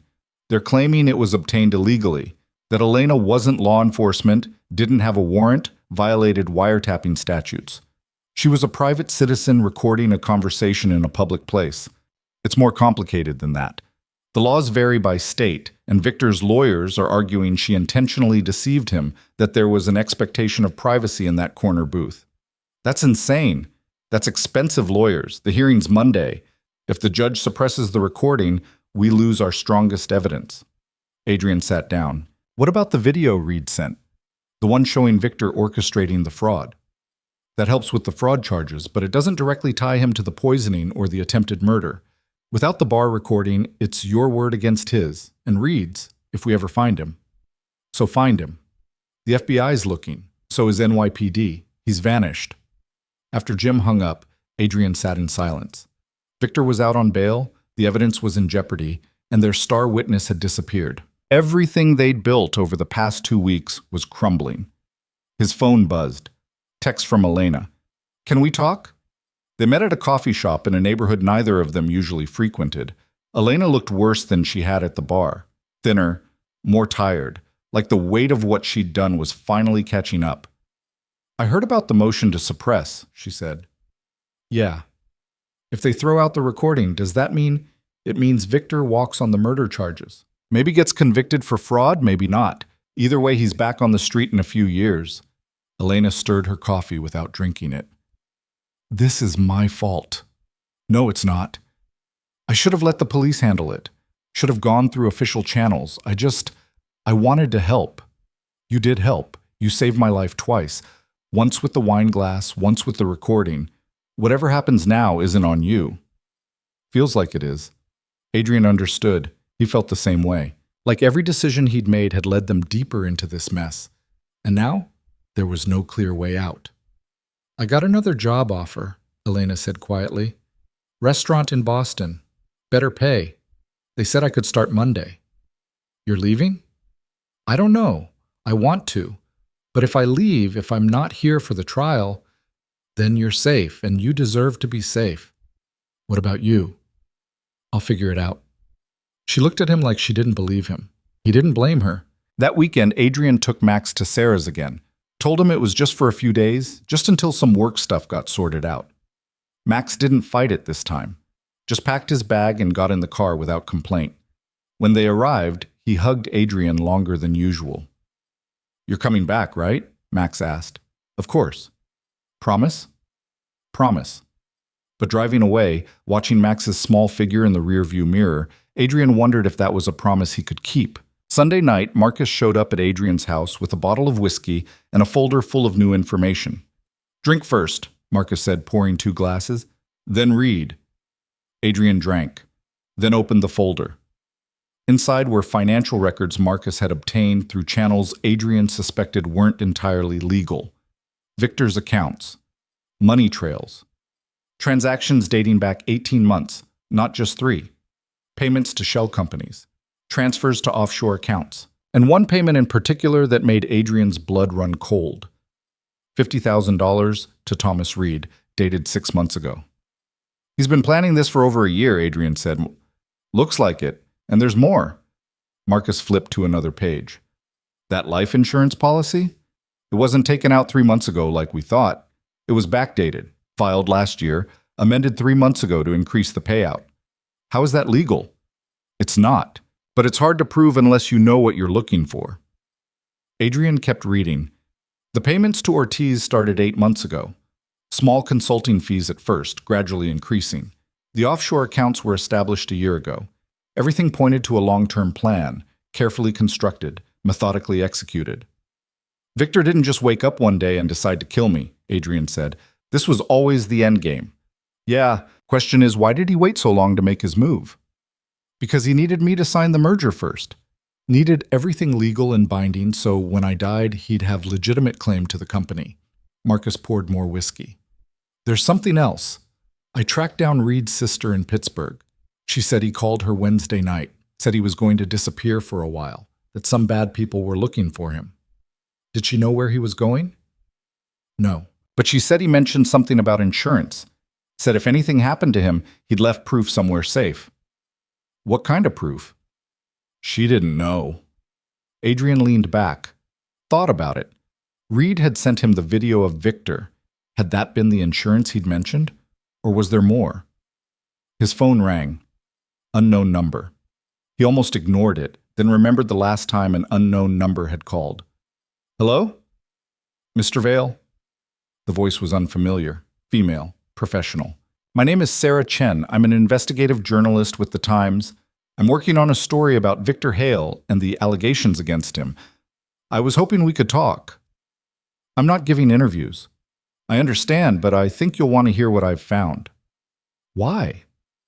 Because I have documents that suggest Victor's been embezzling from your company for over 2 years, and I have a source who claims to have witnessed him discussing your murder in detail.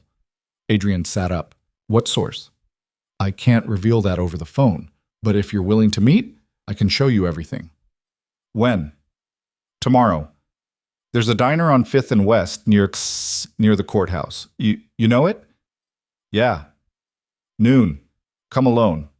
She hung up before Adrian could respond. Marcus was already shaking his head. That's a trap. Maybe. Definitely. Mysterious journalist claims to have secret evidence, wants to meet alone. That's textbook. Then come with me. Stay out of sight like you did at the park. Adrian, I have to know what she has. If there's more evidence, if there's a witness willing to testify, or if it's Victor's people trying to lure you somewhere isolated. It's a diner, in broad daylight, near a courthouse, not exactly isolated. They argued about it for another hour before Marcus grudgingly agreed, but he made Adrian promise to wear a wire, stay in public view, and leave at the first sign of trouble. Monday morning arrived. The hearing for the motion to suppress was at 2 p.m. Adrian had until then to figure out if Sarah Chen was real or if he was walking into another one of Victor's traps. The diner was half empty when Adrian arrived. Sarah Chen was already there, sitting in a back booth with a laptop and several folders spread across the table. She was maybe 35, Asian, wearing glasses and a blazer that had seen better days. She looked up when Adrian approached. Mr. Vale? Thanks for coming. Adrian slid into the booth across from her. You said you have documents. Isates. Right to business. I like that. She turned the laptop toward him. I've been investigating Victor Hale for 6 months. Started as a piece about corporate fraud, but it became something bigger. On the screen was a spreadsheet. Hundreds of transactions, highlighted in different colors. Money moving between accounts, companies, countries. Victor's been siphoning funds from Vale Industries since the merger talks began, Sarah said. Small amounts at first, a few thousand here, 10,000 there. Nothing that would trigger an audit, but over 2 years it adds up to nearly $3 million. How did you get this? A source inside your accounting department, someone who noticed discrepancies and started tracking them. Who? I can't reveal that, but they're willing to testify if the DA offers immunity. Adrian studied the spreadsheet. The numbers matched what Marcus had found, but Sarah's data went deeper, showed connections Adrian hadn't seen, payments to shell companies that then paid other shell companies before the money finally landed in accounts Victor controlled. What about the witness? Adrian asked. The one who heard Victor discuss my murder. Sarah flipped open one of the folders. Inside was a transcript, handwritten notes, timestamps. David Ortiz kept recordings, she said. Every conversation he had with Victor, going back 8 months. Insurance policy in case Victor ever tried to cut him out or pin everything on him. Where are these recordings? Ortiz's lawyer has them. They're part of his plea deal. He's cooperating with the FBI in exchange for reduced charges. Does Victor know? Not yet. The deal was finalized Friday. It's still sealed. Adrian read through the transcript. Conversations about the poisoning, about framing Adrian for fraud, about making sure Max couldn't inherit if something went wrong. Everything Victor had said at the bar, and more. Much more. This changes everything. That's why I wanted you to see it before the hearing. If the judge suppresses Elena's recording, it won't matter. The FBI has Ortiz's recordings. They're legally obtained. Attorney-client privilege doesn't apply because Ortiz is cooperating. Victor's lawyers can't touch them. Adrian looked at her. Why are you showing me this?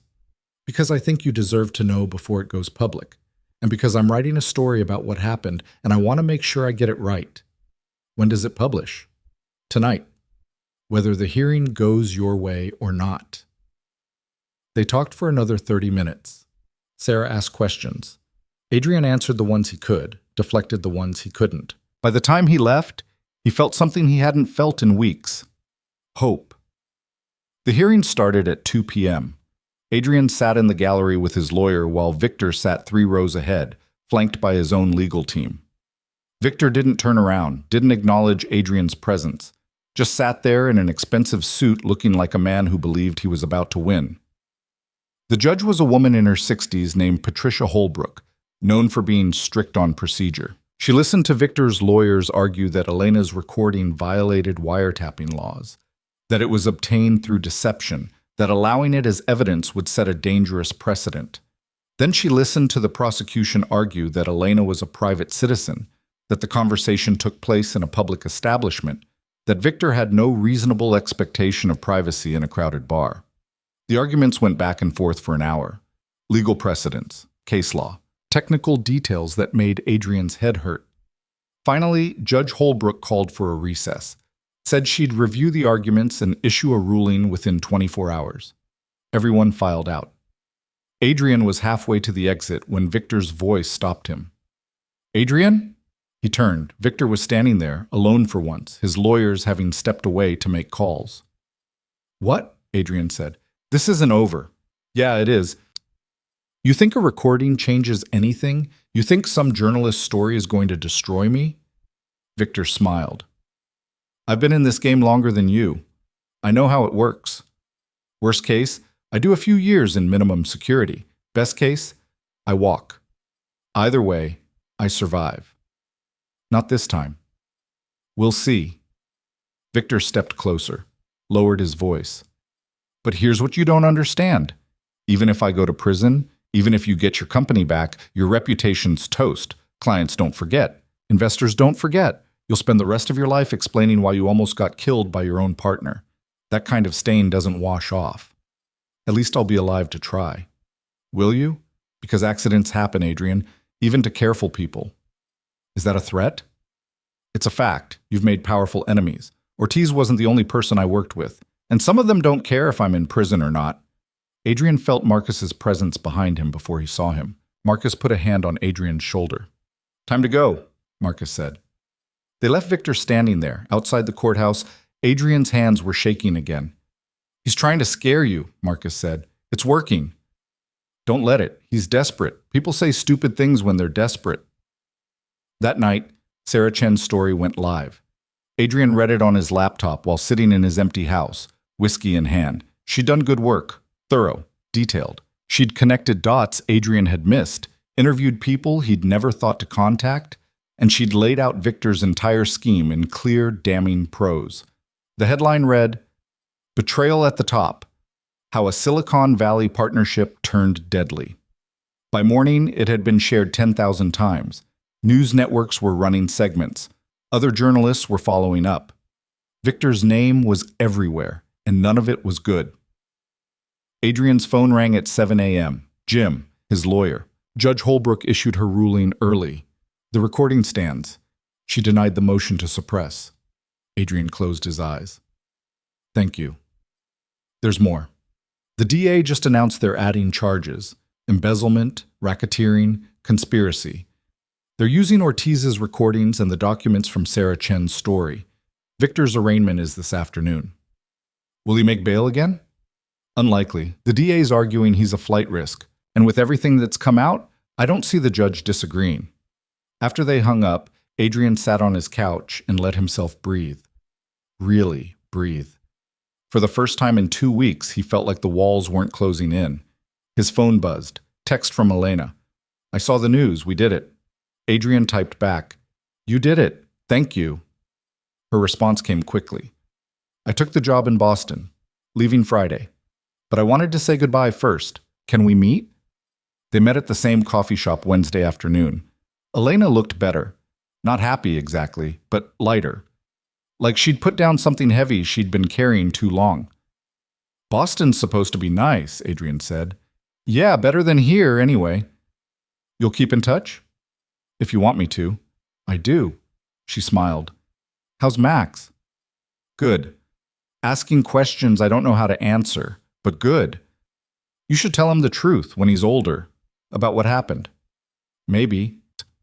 "Not maybe. Definitely. He deserves to know his father fought for him." Adrian looked at her.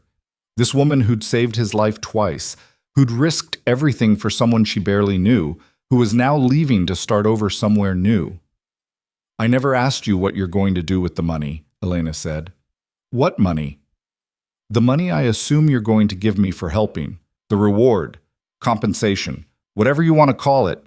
Adrian pulled an envelope from his jacket pocket, handed it to her. Inside was a check for $200,000. Elena stared at it. This is too much. It's not enough. You saved my life, my son's future. There's no amount of money that covers that. I can't. Yes, you can. Take it. Start your life in Boston. Get a place that doesn't have cockroaches. Take some time off. Figure out what you want to do instead of waiting tables. She folded the check carefully, put it in her purse. Thank you. Thank you. They sat in silence for a while. Then Elena stood. I should go. Still have to pack. Adrian stood too, hugged her. She hugged him back, tight and brief, then pulled away and walked toward the door. She stopped halfway. Adrian? Yeah? Be careful. Victor's not the only dangerous person in this story.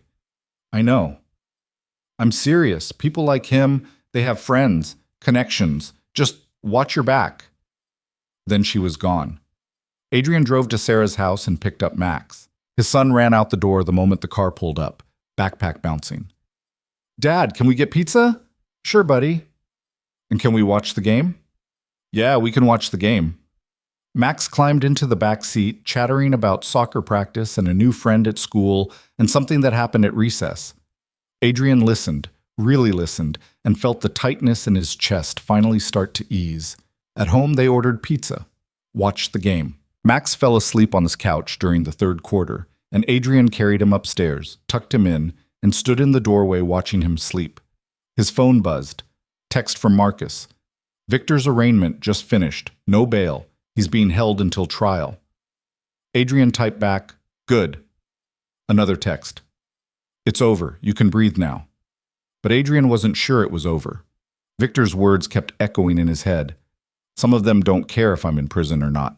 Thursday morning, Adrian returned to the office for the first time in a week. The building felt different. People stared as he walked through the lobby, whispered behind his back, but they also nodded, said good morning. A few even clapped as he passed. Diane was waiting at his office with coffee and a stack of messages. Welcome back, she said. Good to be back. The board wants a meeting. Investors are calling, and there are about 50 journalists who want interviews. Tell the board I'll meet with them tomorrow. Tell the investors we're stable and moving forward, and tell the journalists no comment. All of them?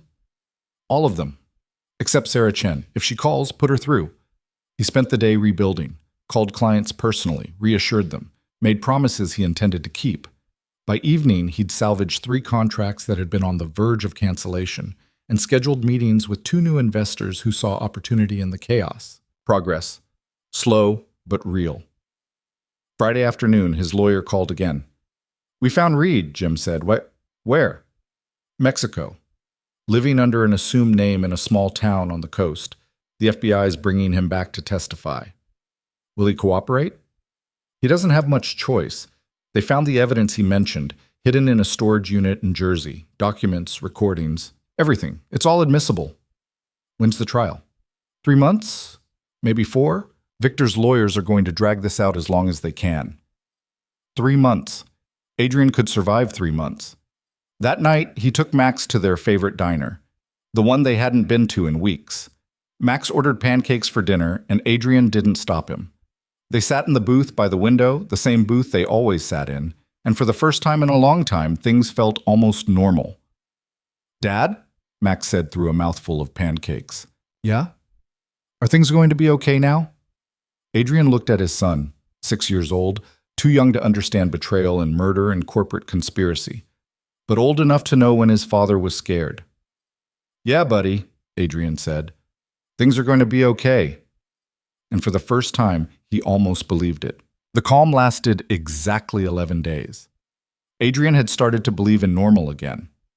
Mornings with Max, afternoons at the office rebuilding client relationships, evenings without checking the locks 3 times or looking over his shoulder in parking garages. He'd even managed a full night's sleep without waking up at 3 a.m. convinced someone was breaking in. Then Marcus showed up at his house on a Saturday morning with the expression Adrian had learned meant trouble. We have a situation, Marcus said. Max was upstairs playing video games. Adrian led Marcus to the kitchen and closed the door. What kind of situation?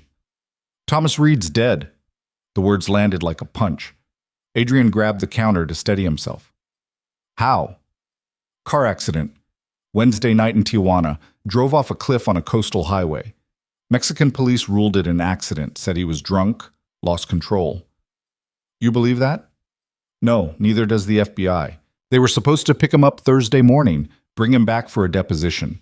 Instead, they found his car at the bottom of a ravine. Adrian's mind raced. Reed had been the linchpin.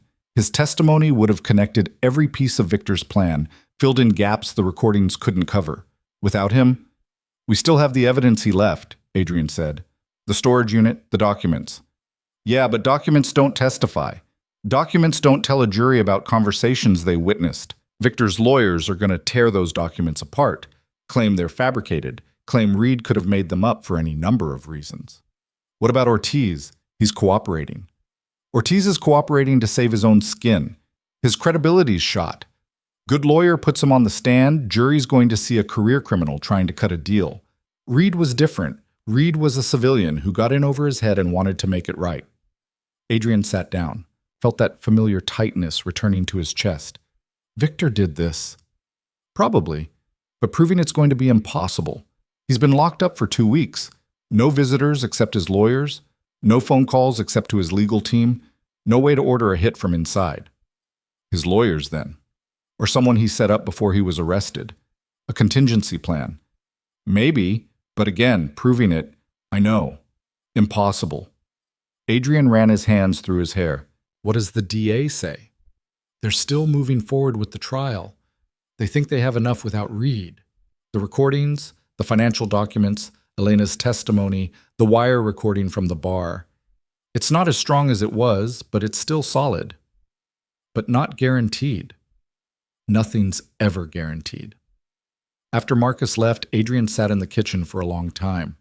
Stared at the coffee he'd poured but couldn't drink. Thought about Reed. A man who'd made terrible choices, tried to make them right, and died for it.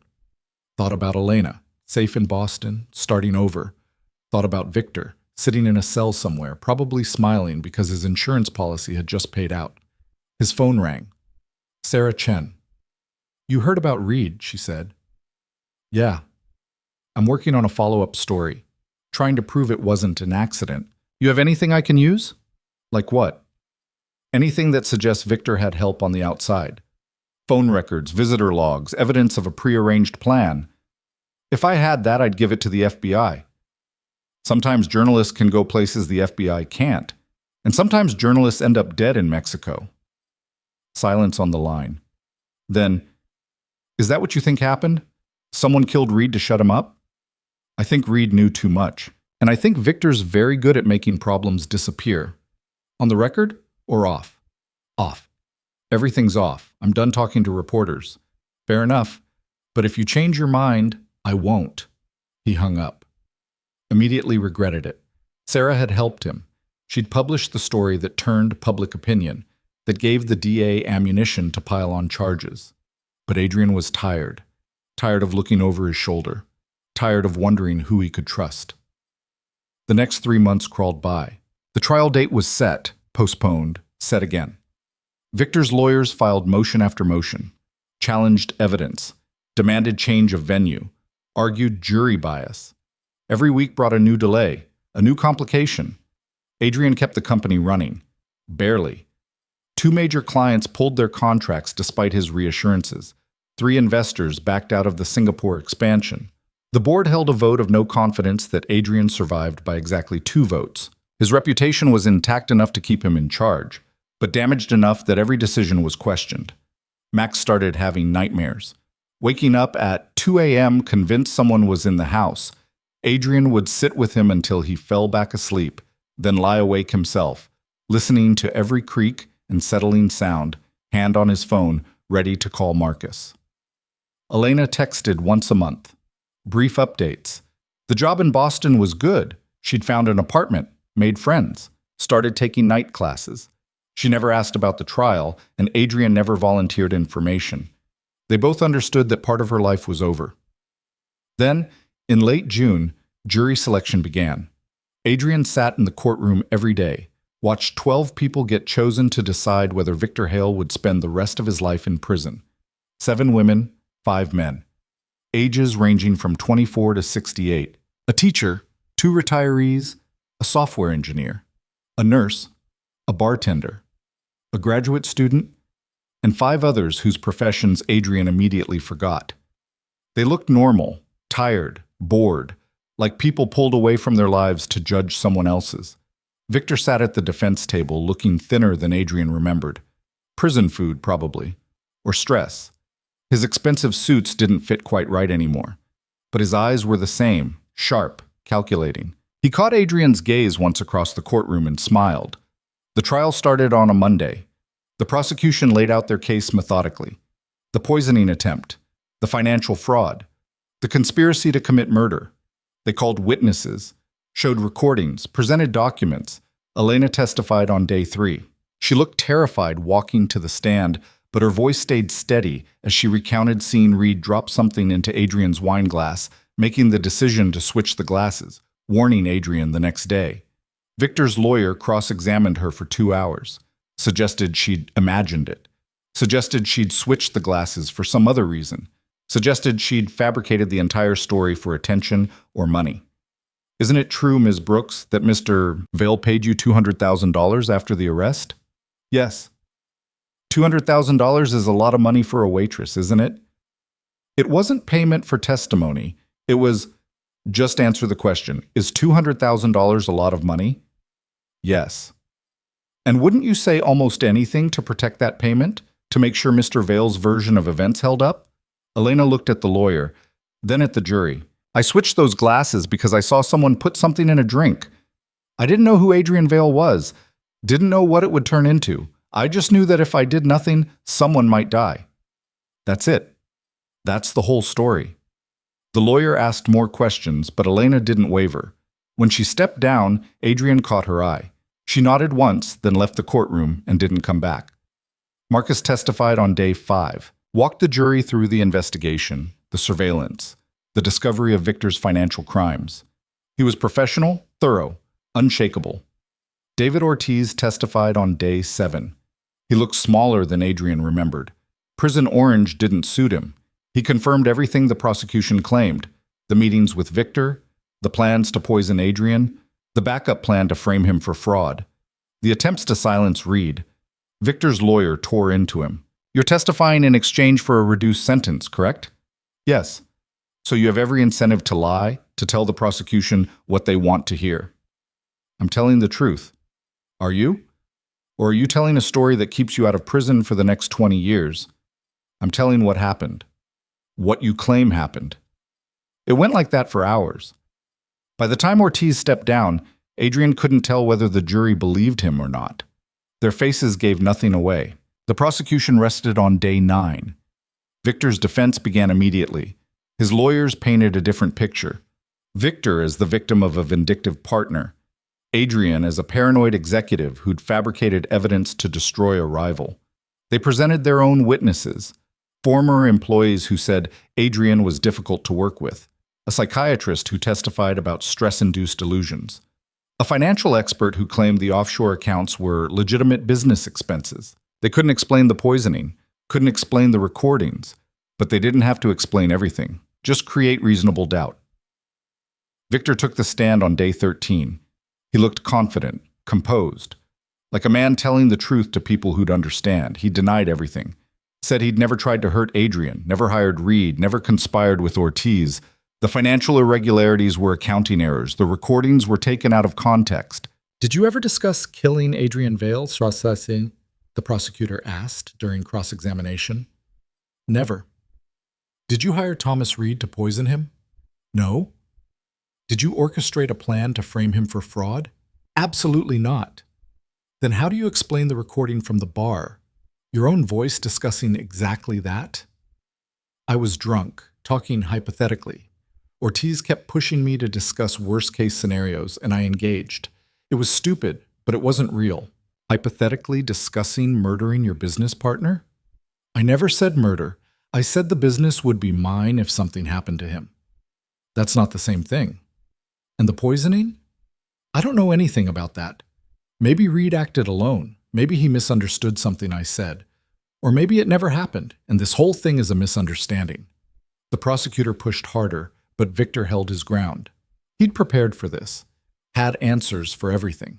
By the time he stepped down, Adrian's confidence had taken a hit. Closing arguments came on day 15. The prosecution went first, walking the jury through the evidence one final time. They emphasized the recordings, the testimony, the pattern of behavior. They asked the jury to use common sense, to see the conspiracy for what it was. The defense countered, argued the prosecution's case was circumstantial, built on the word of criminals and people with financial incentives to lie. They asked the jury to consider reasonable doubt, to remember that in America, you're innocent until proven guilty beyond any shadow of uncertainty. The jury deliberated for 4 days. 4 days of Adrian sitting in his office staring at his phone. 4 days of Max asking why Dad seemed distracted. 4 days of Marcus texting updates that said nothing had changed. On the afternoon of the 4th day, the call came. Verdict. Adrian was back in the courtroom within an hour. The gallery was packed. Journalists, spectators, people who'd followed the trial like it was entertainment. Victor sat at the defense table looking calm. Too calm. The jury filed in. None of them looked at Victor. Adrian had read somewhere that was a good sign, but he didn't trust signs anymore. The judge asked if they'd reached a verdict. "We have, Your Honor." "On the charge of attempted murder in the first degree, how do you find?" "We find the defendant guilty." The courtroom erupted. The judge called for order. Adrian couldn't breathe. "On the charge of conspiracy to commit murder, how do you find?" "Guilty." "On the charge of fraud, how do you find?" "Guilty." "On the charge of embezzlement, how do you find?" "Guilty." It went on. 14 charges, 14 guilty verdicts. By the time the foreman finished reading, Victor's calm had cracked. He sat frozen, staring at the table, while his lawyers whispered frantically beside him. The judge set sentencing for 6 weeks out, thanked the jury, adjourned. Adrian walked out of the courthouse into camera flashes and shouted questions. He ignored them all, got in his car, and drove home. Sat in the driveway for 10 minutes before he could make himself go inside. Max was waiting in the living room. "Did you win?" Max asked. "Yeah, buddy, we won." "Does that mean the bad man goes to jail?" "Yeah? Forever?" "For a very long time." Max hugged him. Adrian held his son and let himself feel relief for the first time in months. It wasn't over yet. Sentencing still loomed. Appeals would follow, but the worst had passed. That night, after Max went to bed, Adrian sat on his back porch with a beer and called Elena. "I heard," she said. "It's all over the news. Guilty on all counts. How do you feel?" "Tired." "Yeah, I bet." They talked for a while. Small things, her classes, his company, the weather in Boston versus the weather here. Normal conversation between two people who'd survived something abnormal together. "I'm glad it's over," Elena said eventually. "Me too." "Are you going to be okay? Really okay?" "I think so. Ask me again in a year." "I will." After they hung up, Adrian sat in the dark listening to crickets and distant traffic. His phone buzzed. Text from Sarah Chen. "Congratulations. Interview offer still stands if you change your mind." He deleted it. Another text. "Marcus. Drinks tomorrow to celebrate?" Adrian typed back. "Yeah, sounds good." Sentencing day arrived 6 weeks later. August. Hot and humid. The kind of weather that made you question why anyone lived on the East Coast. Adrian wore a suit despite the heat, sat in the same seat he'd occupied throughout the trial. Victor was brought in wearing prison clothes. He'd aged noticeably. Gray at his temples, lines around his eyes. Prison did that to people. The judge read through the charges again. Asked if Victor had anything to say before sentencing. Victor stood. "Your Honor, I maintain my innocence. I never tried to hurt Adrian Vale, never conspired to commit murder. The jury got it wrong, and I'll be appealing this verdict. That's all I have to say." He sat back down. The judge looked unimpressed. She'd presided over the entire trial, heard every piece of evidence. She wasn't buying Victor's innocence. Mr. Hale, she said, you were found guilty of attempting to murder your business partner, of conspiring to steal his company, of committing fraud on a massive scale. These crimes were premeditated, calculated, and showed a complete disregard for human life. You betrayed someone who trusted you. You endangered a child. You corrupted others into doing your bidding. The court sees no reason for leniency. She sentenced him to 45 years in federal prison. No possibility of parole for 25 years. Victor would be 71 before he'd even be eligible for early release. His lawyers immediately filed notice of appeal. Victor was led out of the courtroom in handcuffs. He didn't look at Adrian, didn't look at anyone, just walked out like a man who'd already left this world behind. Adrian stayed until the courtroom emptied. Then he walked out into sunshine that felt brighter than it had in months. Marcus was waiting by his car. 45 years, Marcus said. Yeah. That's effectively life. Yeah. How do you feel? Adrian thought about it. Like I can finally breathe. They got drinks that night. Not at Billionaire. Adrian would never set foot in that restaurant again. But at a dive bar, Marcus knew where nobody recognized them and the beer was cheap. They didn't talk about the trial. Didn't talk about Victor. Just talked about normal things. Sports. Max's upcoming birthday. Marcus's daughter starting college. Normal felt good. The company recovered slowly. Clients came back. New investors emerged. The board stopped questioning every decision. By October, Adrian had hired a new COO to handle day-to-day operations so he could spend more time with Max. Someone he'd vetted thoroughly, someone with no connection to Victor or his network. Life started resembling something manageable. Max's nightmares stopped. He went back to being a regular 7-year-old who cared more about soccer and video games than corporate conspiracies and murder trials. Adrian attended every game, every parent-teacher conference, every school event. Made good on the promises he'd made during those dark weeks when he wasn't sure he'd survive to keep them. Elena visited once, December. She was in town for the holidays and texted asking if they could meet for coffee. They went to the same shop where they'd said goodbye months earlier. She looked different, happier. Her hair was different. New clothes. The kind of confidence that came from building something for yourself. You look good, Adrian said. You too. Less like someone trying to survive each day. I feel less like that. How's Max? Good. Great, actually. He made the travel soccer team. Won't stop talking about it. That's good. Kids should get to just be kids. They talked for an hour. She told him about finishing her degree, about a job offer from a tech company in Cambridge, about a guy she'd started seeing who worked in her building and didn't know anything about poisoned wine or billionaires or trials. I'm happy for you, Adrian said. I'm happy for me, too. She smiled. You ever think about that night at the restaurant? Sometimes. You ever wonder what would have happened if I hadn't switched the glasses? Yeah, but then I stopped wondering because it doesn't matter. You did switch them. Everything that came after happened because you made that choice. Would you do it again, the whole thing, if you could go back? Adrian considered. I don't know, probably not, but I can't go back, so it doesn't matter. No, I guess it doesn't. When they parted ways this time, it felt more final, like they were both closing a chapter. Elena was moving forward with her life. Adrian was rebuilding his. Their paths had intersected for a brief, intense moment, and now they were diverging again. That was okay. The new year came. Adrian took Max skiing in Vermont. They stayed in a cabin with no cell service and spent a week just being together. Max learned to snowboard. Adrian remembered how to relax. They built snowmen and drank hot chocolate and talked about nothing important. On the last night, sitting by the fireplace while Max slept upstairs, Adrian thought about the past year, about how close he'd come to losing everything, about the people who'd saved him, Elena, Marcus, Sarah, even Reed in his own complicated way. He thought about Victor, sitting in a cell somewhere, probably still convinced he'd done nothing wrong.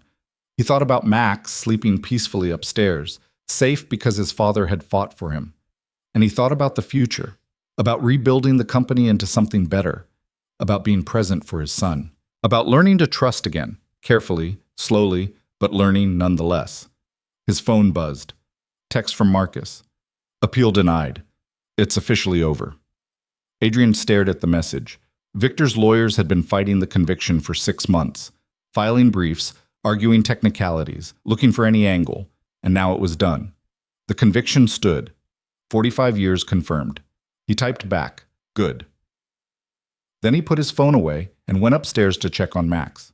His son was sprawled across the bed, covers kicked off, still wearing one sock. Adrian pulled the blanket back over him and stood there watching him sleep. This was what mattered, not the company, not the money, not revenge or justice or any of the things he'd been fighting for, just this kid, this small person who trusted him completely and deserved a father who could be present, who could be safe, who could be there. Adrian had almost lost that, had come within one switched wine glass of Max growing up without him, but he hadn't lost it, and now he had a second chance to get it right. 3 years later, on a Thursday evening in early spring, Adrian sat in the stands at Max's soccer game watching his 10-year-old son chase a ball across a muddy field. Max had gotten taller, faster, better. He scored 2 goals and spent the rest of the game grinning like he'd won the World Cup. After the game, they went to the diner, the same one they'd always gone to, same booth. Max ordered pancakes for dinner again, and Adrian let him. "Dad?" Max said. "Yeah?" "I heard some kids at school talking about that thing that happened, with your old partner, the one who tried to hurt you." Adrian set down his coffee. "What did they say?" "Just that it was in the news, that there was a trial. They asked if it was true." "What did you tell them?" "That I didn't know, that I was too young to remember." Max looked up. "Was it true? Did someone really try to kill you?" Adrian had known this conversation would come eventually, had rehearsed different versions in his head. But now, sitting here with his son, he realized the truth was simpler than any rehearsed speech. "Yeah," Adrian said. "It was true." "Why?" "Because someone wanted something I had, and they thought the easiest way to get it was to get rid of me." "That's messed up." "Yeah, it is. But you're okay now." "I'm okay now." Max nodded, went back to his pancakes. "I'm glad you're okay." "Me too, buddy." They finished dinner, drove home. Max did homework while Adrian answered emails. Normal evening, normal life. The kind of normal Adrian had fought for and almost lost and would never take for granted again. Later that night, after Max went to bed, Adrian's phone rang. Unknown number. He almost didn't answer. Then did. "Hello? Mr. Vale? This is Christine Martinez. I'm a producer with Dateline NBC. We're doing a retrospective on the Victor Hale case. I was wondering if you'd be interested in participating." "No. We'd make it worth your time. Tell your side of the story. Show people what really happened." "People know what really happened. It was a trial. Public record. But your perspective, my perspective is private, and it's staying that way." He hung up, blocked the number, went back to his email. The requests still came sometimes. Journalists, podcasters, true crime enthusiasts. Everyone wanted the story from the man who'd survived. Adrian always said no. The story belonged to him and the people who'd lived through it, not to strangers looking for entertainment. 5 years after the trial, Vale Industries had fully recovered. Adrian had taken the company in a new direction, less aggressive growth, more sustainable practices, better oversight. He'd learned from what happened with Victor, had built safeguards to prevent it from happening again. He'd also stepped back from day-to-day operations, promoted someone from within to CEO, someone younger, hungrier, but vetted so thoroughly that Adrian knew her entire life story. He stayed on as chairman, but spent most of his time with Max, coaching soccer, attending school plays, teaching him to drive when he turned 15, being present for the small moments that made up a life. Max asked about Victor sometimes, usually after seeing something on TV or hearing kids talk at school. Adrian answered honestly, but without unnecessary details. Yes, someone had tried to hurt him. Yes, they'd gone to prison. Yes, it had been scary. No, Max didn't need to worry about it happening again. Elena got married, sent Adrian an invitation. He couldn't make the wedding. It was in Boston. On a weekend he'd promised Max they'd go camping, but he sent a gift and a note wishing her well. She sent a thank you card with a photo. She looked radiant, happy, settled into a life that had nothing to do with poisoned wine or corporate conspiracy. Sarah Chen won a Pulitzer for investigative journalism. Her series on corporate crime, which had started with Victor's case, had expanded into a year-long investigation that exposed corruption across multiple industries. Adrian sent her a congratulatory email. She responded with thanks and a promise to never ask for another interview. Marcus retired at 60, moved to Florida, sent photos of himself fishing. Adrian missed having him around but was happy he'd found peace. Victor remained in prison. Appeals exhausted. Sentence standing. Adrian never visited, never wrote, never gave him another thought except when Max asked questions. On the 10th anniversary of the poisoning attempt, Adrian took Max, now 16, to Luminaire. The restaurant had changed ownership twice since that night.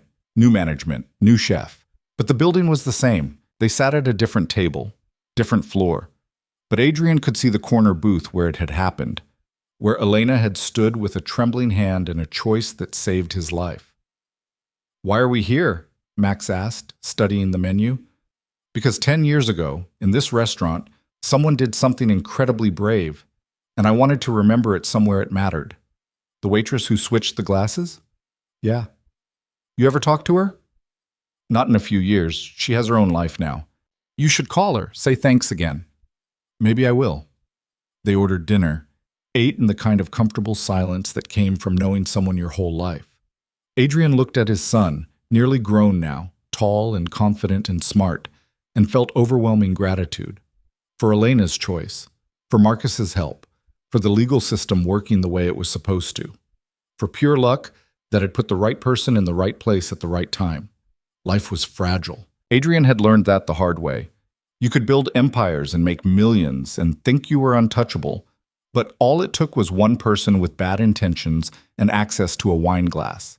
What saved you wasn't money or power. It was other people. People who saw something wrong and chose to act. People who risked their own safety to protect yours. People who stood beside you when everything fell apart. After dinner, Adrian drove Max home. Helped him with calculus homework even though his own math skills were rusty. Watched him head upstairs to bed. Then Adrian went to his office, pulled up his contacts, found Elena's number, stared at it for a long moment. He typed out a message. 10 years ago today, you saved my life. I just wanted to say thank you again. Hope you're well. Adrian. He hit send before he could overthink it. 3 minutes later, his phone buzzed. I think about that night sometimes. Still can't believe I actually did it. Glad it mattered. Glad you're okay. Adrian smiled, typed back, me too. He put his phone away and sat in the quiet of his office. Outside, the city hummed with traffic and lives being lived, people working, people sleeping, people making choices that would ripple forward in ways they couldn't predict. Somewhere in that city, someone was probably plotting something terrible. Someone else was probably noticing something wrong and deciding whether to act. The world kept spinning, good and bad, in constant motion. But tonight, in this house, Adrian and Max were safe. The nightmare that had started at Luminaire had ended. Victor was in prison. The company had survived. And Max was growing into someone kind and thoughtful and brave. That was enough. More than enough. It was everything.